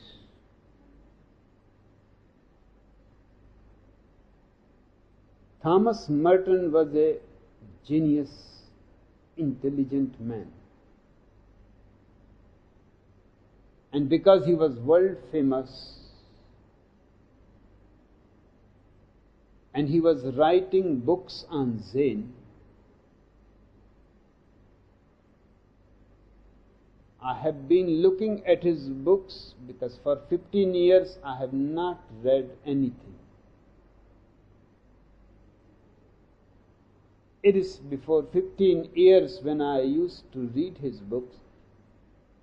I always thought sooner or later this man is going to land in Japan, because his understanding about Zen is purely intellectual, beautiful. He was writing beautiful sentences, beautiful poems, but it was all intellectual. He has no understanding of meditation. Christianity does not allow meditation. And just now I have heard Thomas Merton was a Trappist monk and a world famous author. He wanted to go to Japan to study Zen. But again and again his superiors in the monastery refused him permission.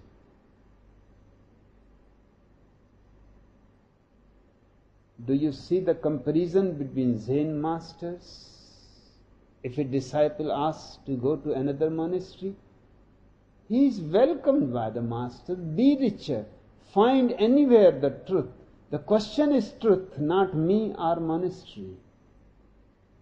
But again and again he was refused permission to go to Japan without giving him any reason. There was no reason to give. All that he wanted was to know Zen directly, straightly, living in a Zen monastery for a few months or few years, because he has not found anything in Christianity. A letter from Rome confirming the refusal stated that his requested visit to Japan cannot possibly be the will of God. In the name of God, so many crimes. In the name of God, people are being enslaved. Now, how this is known to the Rome? What is the will of God? If Thomas Merton's whole being wants to go to Japan to learn Zen, that may be perhaps the will of God. But Rome decides. A far-away monk in America. But the reason is not exactly that it cannot be possibly be the will of God. That's why refusal to go to Japan. The refusal is that anybody who will understand Zen will drop Christianity immediately. Christianity will look like a disease, a poison, in comparison to Zen. But finally, it happened not that they were allowing him to go to Japan, but he was decisive in his mind. There was going to be a Catholic conference in Thailand. So he asked the permission to read some papers on Catholic religion into the conference in Thailand. The deep desire was that from Thailand he will reach to Japan, not bothering about the permission. At the most, they can expel him from the church. And the church has not given him anything, so there is nothing to lose. Finally, he was allowed to visit Thailand to address a Catholic conference. At the end of his speech, he said, "And thus I fade off into the night." He has some suspicions.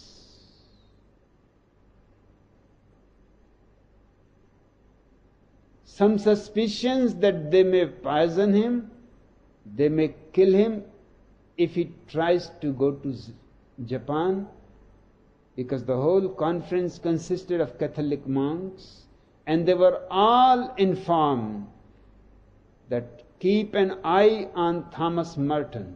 He should not escape from Thailand to Japan, which is very close.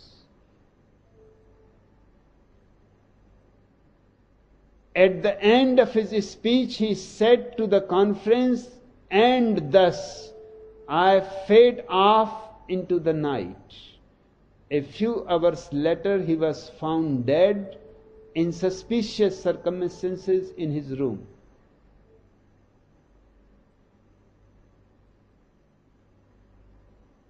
There is every reason to believe that he was killed by the Catholics. There were rumors that he was killed so that he could not travel on to Japan to study Zen.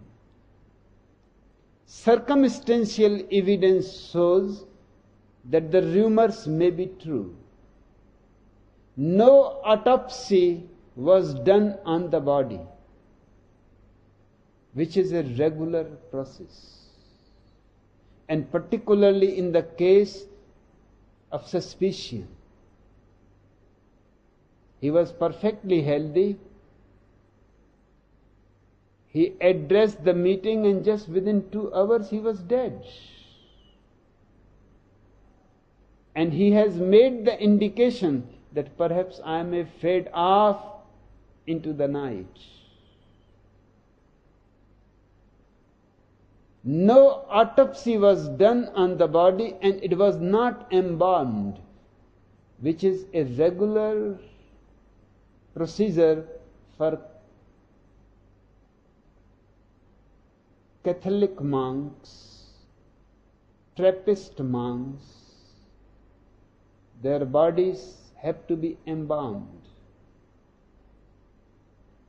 It took 7 days to reach his monastery in the US. It is only a question of, at the most, 20 hours from Thailand to US. 7 days it took. They wanted the body to decompose. Once the body starts decomposing, no autopsy is possible. You cannot know the reason why the person died. That's why it took 7 days to reach his monastery in the US, and had to be buried in a special casket because it was so decomposed, completely decomposed. There was no question of finding anything in it. In his last book, not published until 20 years after his death, Merton wrote, "I have a real sense that my own vocation demands a deepened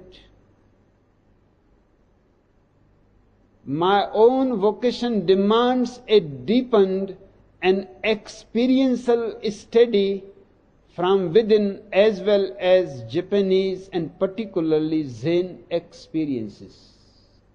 The book was not published for 20 years after his death. He also wrote, "I cannot go to Asia to seek all their sources. Some of the things I see to be vitally important, the Zen ground of all the dimensions of expression and mystery. This is an imprisonment and confinement."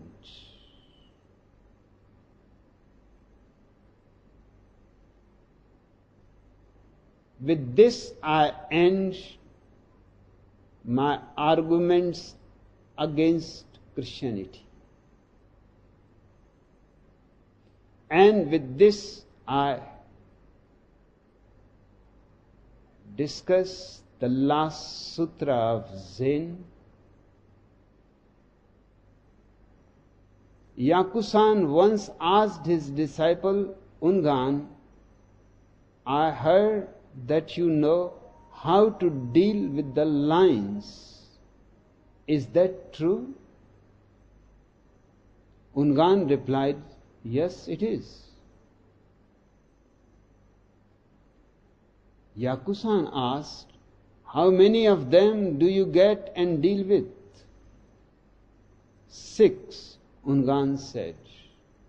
Yakusan then said, "I also know how to deal with the line." Ungan asked, "How many do you get?"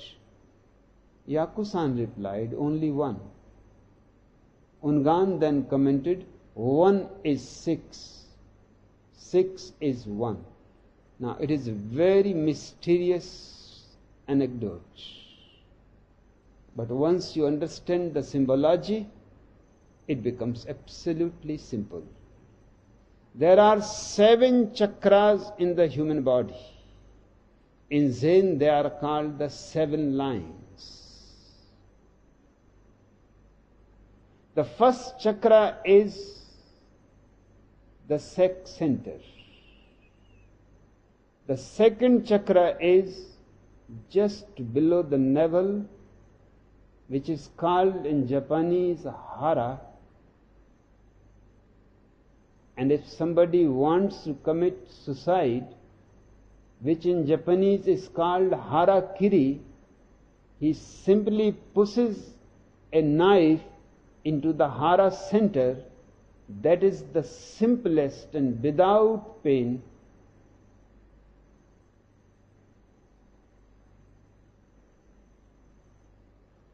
a strategy to commit suicide. No pain at all. Because that center is the second center. The sex center has all the life energy gathered in it. For ordinary human beings, all the energy is gathered at the lowest center. This is just above that. So if you put a knife into the hara, the life energy is released from the hara center, which is just above it, into the cosmos. So in Japan, nobody shoots his head, nobody cuts his neck, nobody hangs himself. The only way in Japan to commit suicide is just to push a knife into the hara. A man may commit hara just sitting by you, and you may not even know that he has gone dead. It is so silent. Life simply flies out.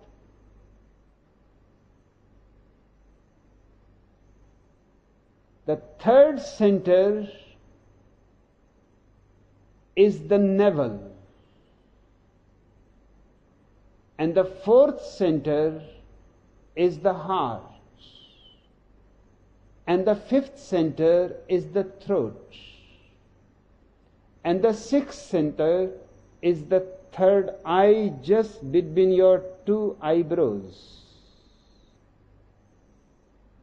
And the seventh center is just on top of your head.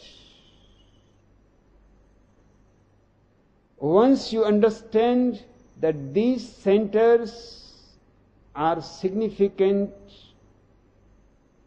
the sex is the lowest place in your life.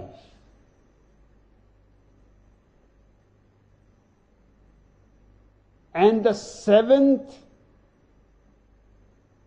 if the energy moves from the first to the second, from the second to the third, from the third to the fourth, every center has its own expression. Your life goes on changing.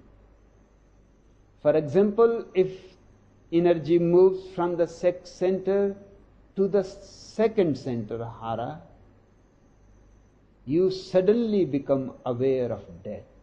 People are not aware. They think it always happens to somebody else. Obviously. You always see somebody else dying. You have never seen yourself dying.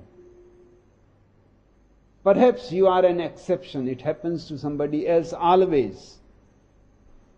Although the poet says, never ask for whom the bell tolls. It tolls for thee. In Christian villages, the church bell tolls to inform all the farmers in the orchards, in the fields, to come to the village, somebody has died. It refers to that. Never ask for whom the bell tolls. It always tolls for thee. When your energy is at the hara center is the death center. You suddenly become aware that just as millions of people have died since centuries, I cannot be an exception. I will have to die. If not today, then tomorrow, or day after tomorrow. But someday, That which is born always dies. I am born, I am going to die. Birth is the beginning of death. Birth contains death in itself. Birth is the seed and death is the flower. It takes 70 years from cradle to the grave. It is a 70-year-old tree. But death is growing side by side with your life. Once you are at the sex center, your whole concentration is on the other sex, if you are not perverted Christian monk. If you are a Christian monk, then your whole attention is either towards other men. If other men are not available, then other animals, female animals in the beginning. If female animals are not available, then male animals.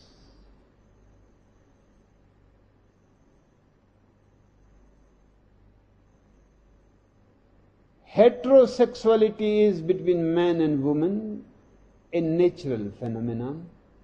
Homosexuality is between man and man. Lesbianism is between woman and woman, unnatural perversions. And bestiality is between man and the animal, or woman and the animal. It is surprising how man can get perverted. I know an actual case of a woman. I had just gone to the hospital to see a patient who has been meditating with me for many years.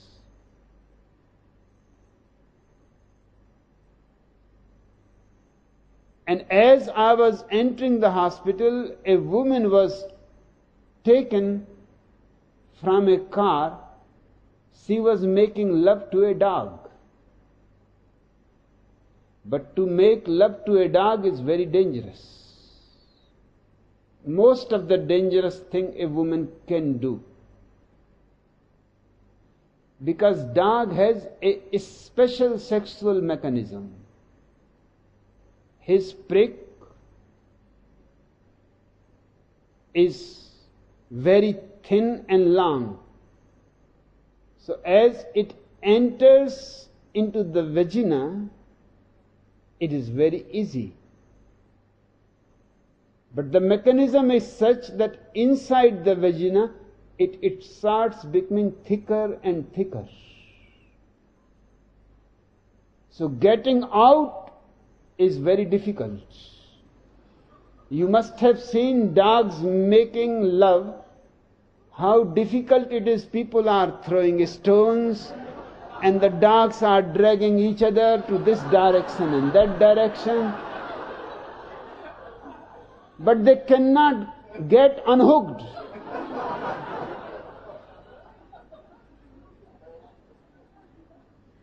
For the first time I saw a beautiful woman, wife of a very well-known surgeon.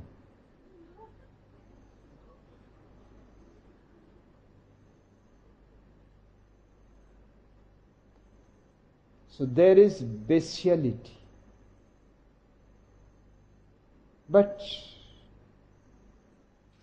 if you are not a pervert, and this bestiality, homosexuality, lesbianism has brought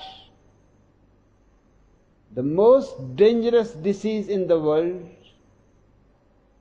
Christians are 90% responsible for it. AIDS. That is the only positive contribution to the world by Christianity aids positive.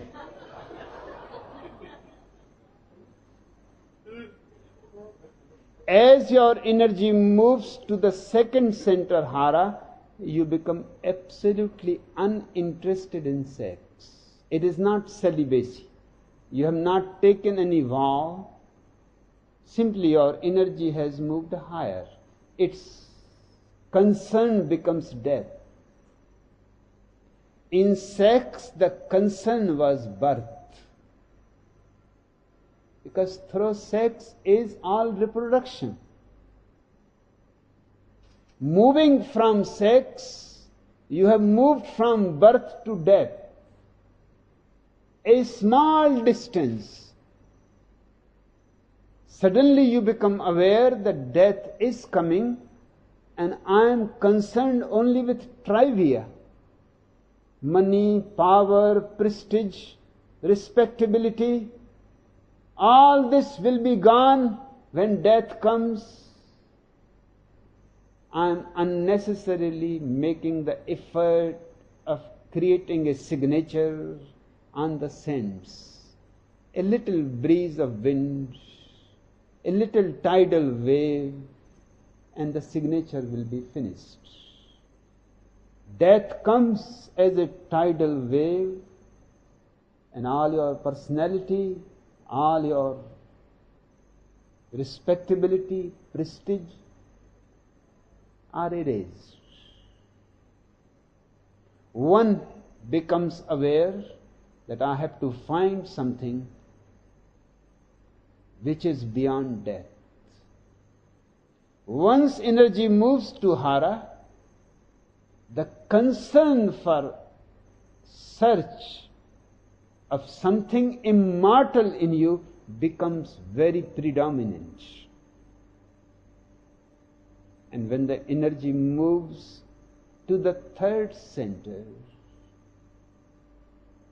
your concern is no more intellectual. You don't simply philosophize, you don't read the books which say life is eternal, you don't believe. At the third center, the navel, your interest becomes experiential. Thomas Merton was at the third center. His interest in intellectual jargon was finished. He wanted something experiential. That happens at the navel.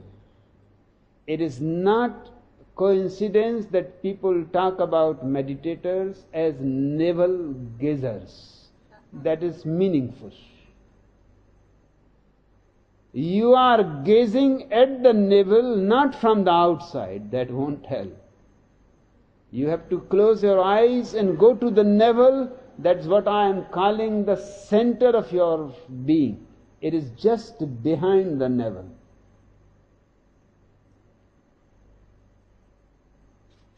That's why the navel joins you with the mother.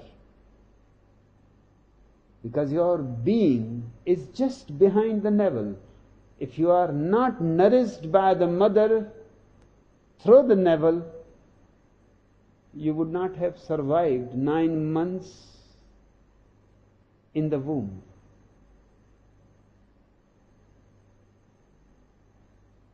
Once your energy rises to the navel, and it goes on happening in all meditations, your energy is going up. Your concern becomes meditation. You want to know on your own, not through the scriptures, what is the truth, whether there is life beyond death or no. As you move above to the fourth center, that is the heart, your whole life becomes a sharing of love. The third center has created the abundance of love. By reaching to the third center in meditation, you have become so overflowing with love, with compassion, and you want to share. It happens at the fourth center, heart. That's why even in ordinary world, people think love comes out of the heart. For them it is just a hearsay. They have heard it. They don't know it because they have never reached to their heart. But the meditator finally reaches to the heart. As he has reached to the center of his being, the third center, suddenly an explosion of love and compassion and joy and blissfulness and benediction arises in him, such a force that he hits his heart and opens the heart. Heart is just in the middle of your whole 7 centers. 3 centers below, 3 centers above. You have come exactly in the middle. That's why the person of the heart is very balanced, utterly balanced, has a tremendous grace, a beauty that seems to be not of this world. His eyes are savoring love, his hands are savoring love. Even if he does nothing, even his presence is radiating love. It is a vibration, multidimensional. All around him, a love energy goes on flowing. Those who are receptive, their hearts will start ringing a bell. For the first time they will hear a new music, a new harmony, a new synchronicity. The 5th center is the throat. The throat is the center of expression. When you are too full of experience,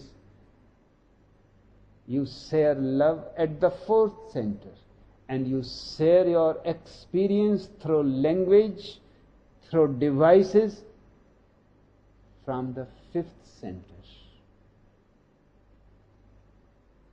The 6th center is just between the 2 eyebrows, inside. In India, we have called it the third eye. It gives you a tremendous clarity, a vision of the whole existence as it is. And when you open your eyes, it affects even your ordinary world. Trees are more greener. Roses are more rosier.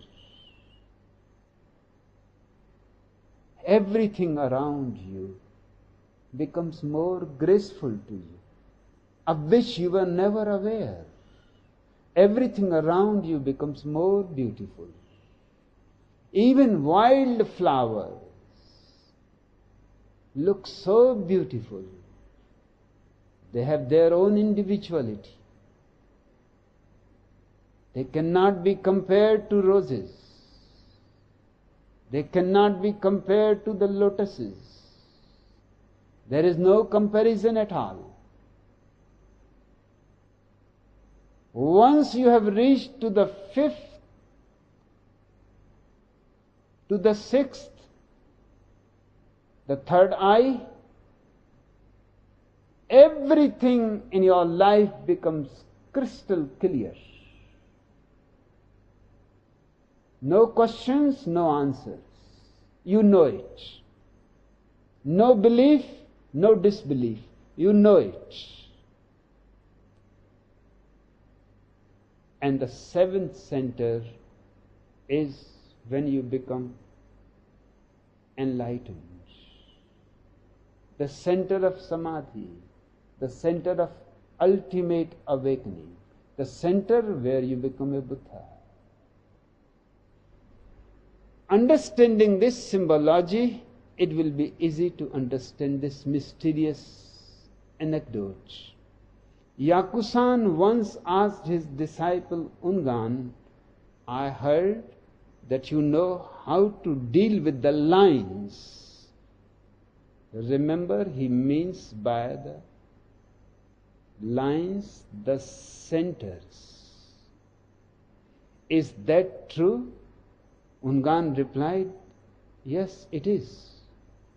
Yakusan asked, how many of them do you get and deal with? 6, Ungan replied. He has reached to the third eye, the 6th center.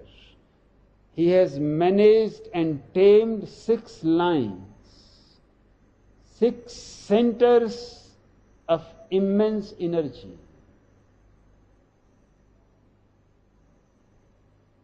In fact, the Sanskrit word chakra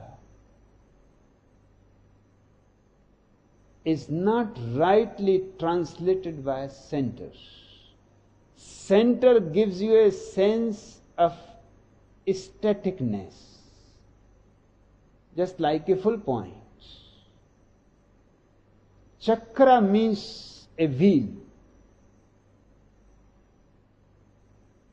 The energy is constantly moving. Energy cannot be static. It cannot remain in one place. It is always on the go. So chakra can be exactly represented by the wheel of energy. But I am not using it because for centuries the center has been used in English. The Christian missionaries who translated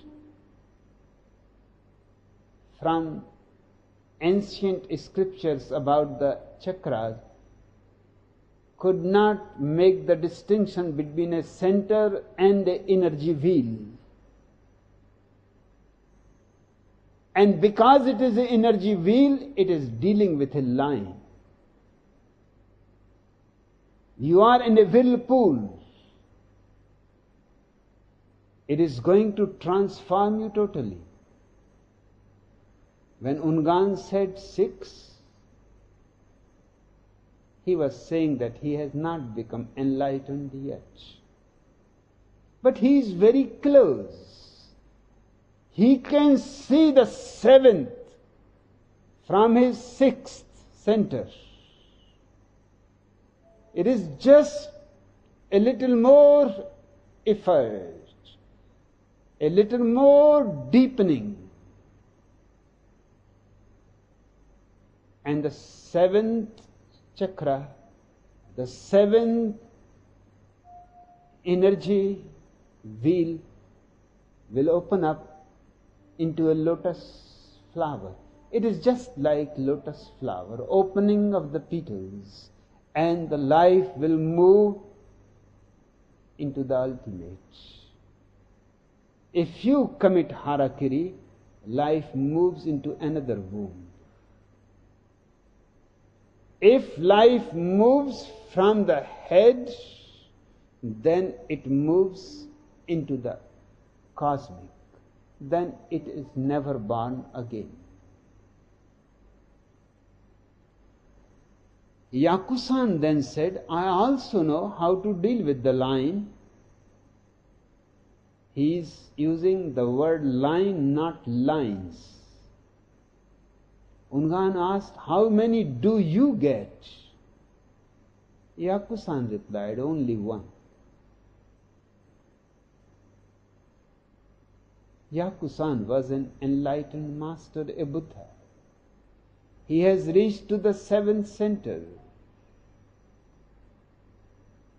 Once you have reached to the 7th center, all 6 centers disappear.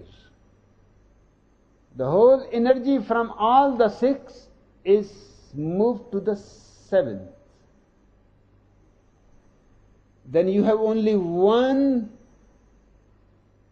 energy field that is around your head. You have seen pictures of Krishna and Buddha and Jesus with an aura around their head. That is symbolic. That shows the person is supposed to be enlightened. Those who can see all around his head radiation, rays.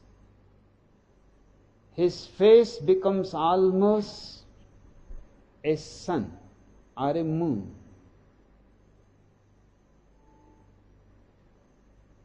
Yakusan saying that I have only one.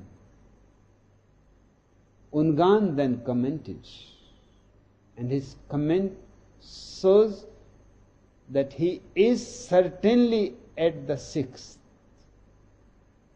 Ungan said, one is six, because that one contains all the energy of the six. It pulls every energy from every center into the flowering of ultimate being, into becoming a Buddha. The whole energy is absorbed. Yakusan's answer did not create a puzzle to Ungan. He commented, one is six. Six is one.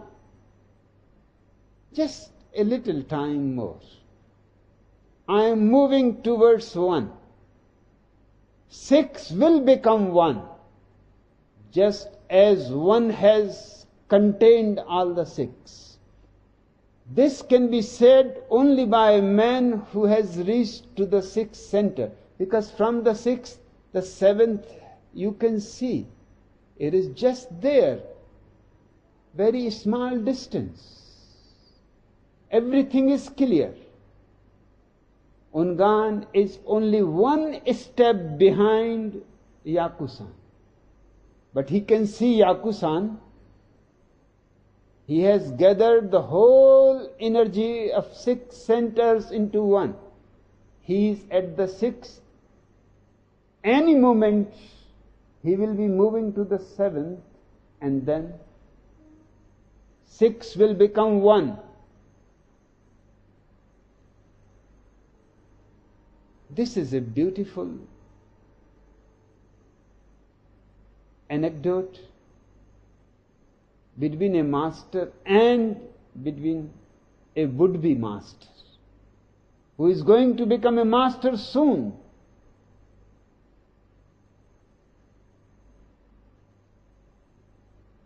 Later on, when Ungan visited Isan, another enlightened master, Isan said, I have heard that when you were with Yakusan, you had a conversation about getting and dealing with lions. Is that true? Yes, it is, replied Ungan. Isan asked, do you continue to deal with them, or do you sometimes stop doing that?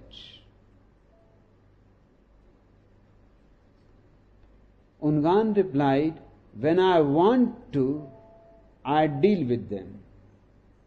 And when I want to stop, I stop.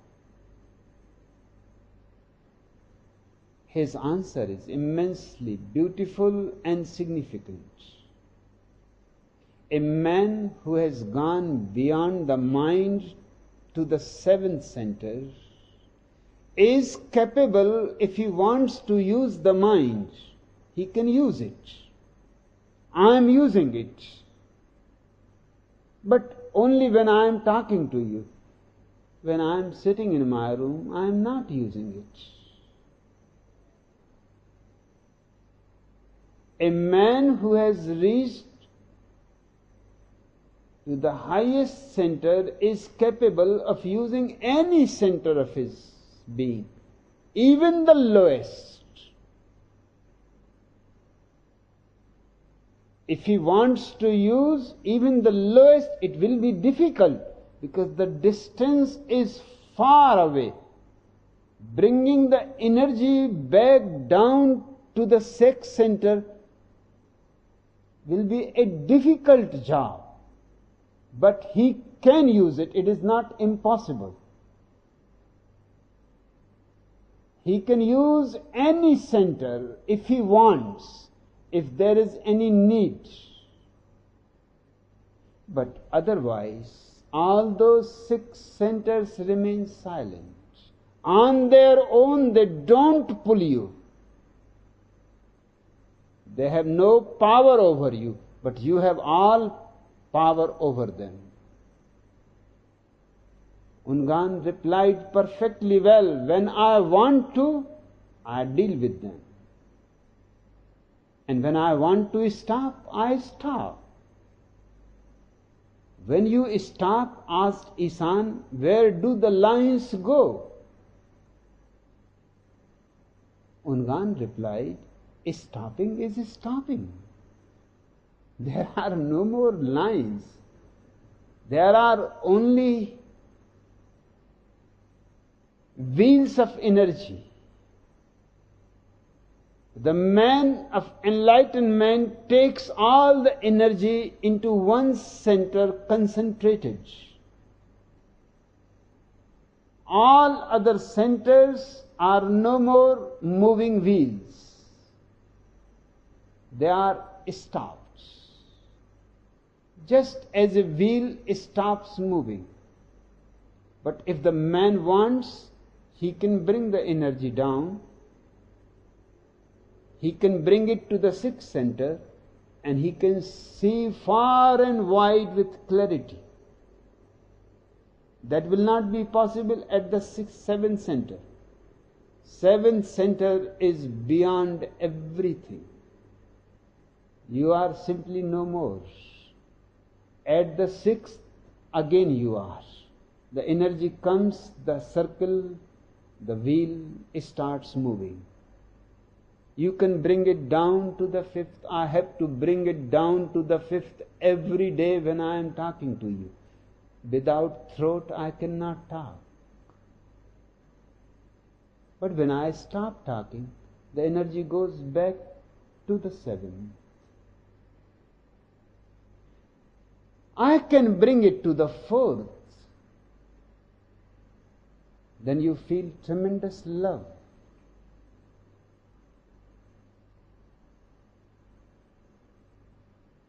The man who has reached to the 7th becomes the master of his whole life structure.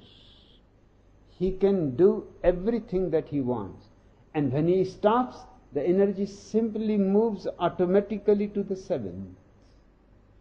That's why Ungan replied, stopping is stopping. Don't ask what happens to the lines. They lie dead.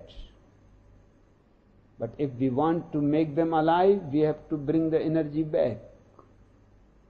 Then they start roaring again. It is one of the most important anecdotes that you have come across. It gives you the whole science of energy and transformation. Isa wrote, the moon in the pine tree and with the cuckoo, ah, how glorious. This is looking from the 6th center. From the 7th center, you are simply silent. You cannot do anything, you cannot say anything. You are. It is pure isness. The moon in the pine tree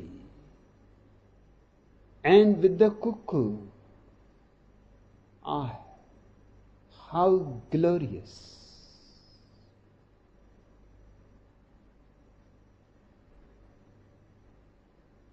the question from Manisha. One could imagine that because Christians are anti-life, they would celebrate what their religion teaches is the end of life. But even death, as well as life, is taboo. Another reason to be miserable. Would you like to comment? Manisha, life and death are not separate. If you deny life, you will have to deny death. If you accept and rejoice in life, you will rejoice and celebrate in death. They are not separate things. Two sides of the same coin. You cannot have one side of a coin and throw away the other side. It is impossible. The coin has to have two sides. You can have both or you can throw both. I have both. Christianity has thrown both. They have thrown life away, they have thrown death away. Both have become taboo. Neither they can rejoice in life, nor they can rejoice in death. I rejoice in life, I rejoice in death.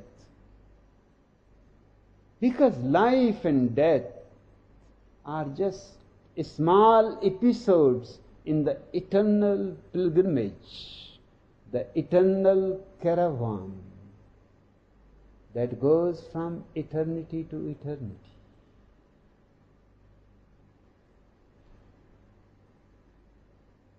It is time for Sardar Gurdyal Singh. Peanut Pungi is studying to be a Christian monk at the Soso Celibate Seminary in Pune. But Pungi is not really bright and is shocked when he hears the story about how Jesus was nailed to the cross by the Jews. That afternoon, all the new recruits are sent out into the Pune streets to practice preaching. Pungi is walking down MG Road looking for a good spot to do his Bible basing. Suddenly he sees Irving Saperstein, a Jewish tourist, haggling over the price of a big bunch of bananas. Enraged, preacher Pungi kicks over the banana cart and jumps on top of Irving, knocking him to the ground. Then he beats on Irving until Irving finally shouts, "Stop! Stop! Why are you beating me?" "Because," replies Pungi, huffing and puffing, "you Jews killed Jesus on the cross." "Hey," says Irving, "it is not my fault. That happened 2000 years ago." "So what?" snaps Pungi. "I only just heard about it."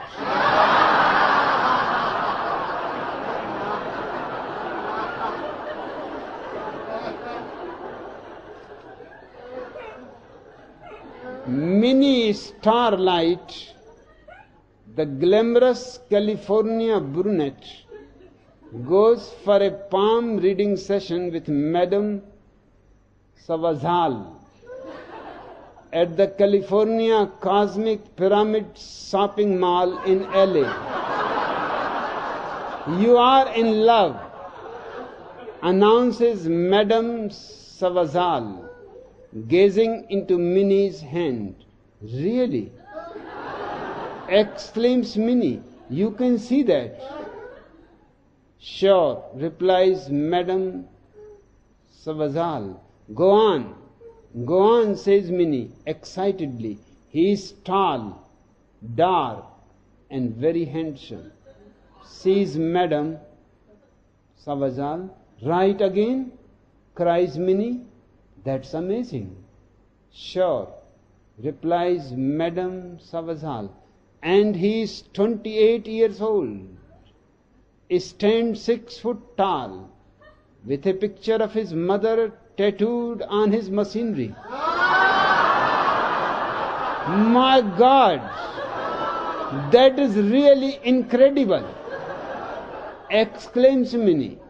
Yup, replies Madame Savajal, and he has a Swiss bank account and drives a red Ferrari.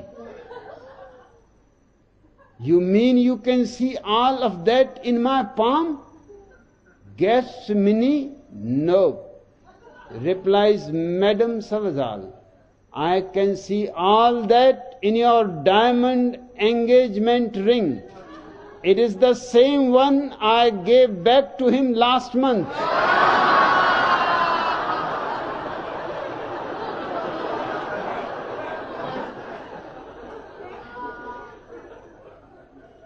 Tired of being just an ordinary Pollock, and tired of being just a regular Pope, Pope the Pollock calls Cardinal Katz S into the secret library beneath the Vatican. When the Cardinal arrives, the Pope is thumbing through some pamphlets on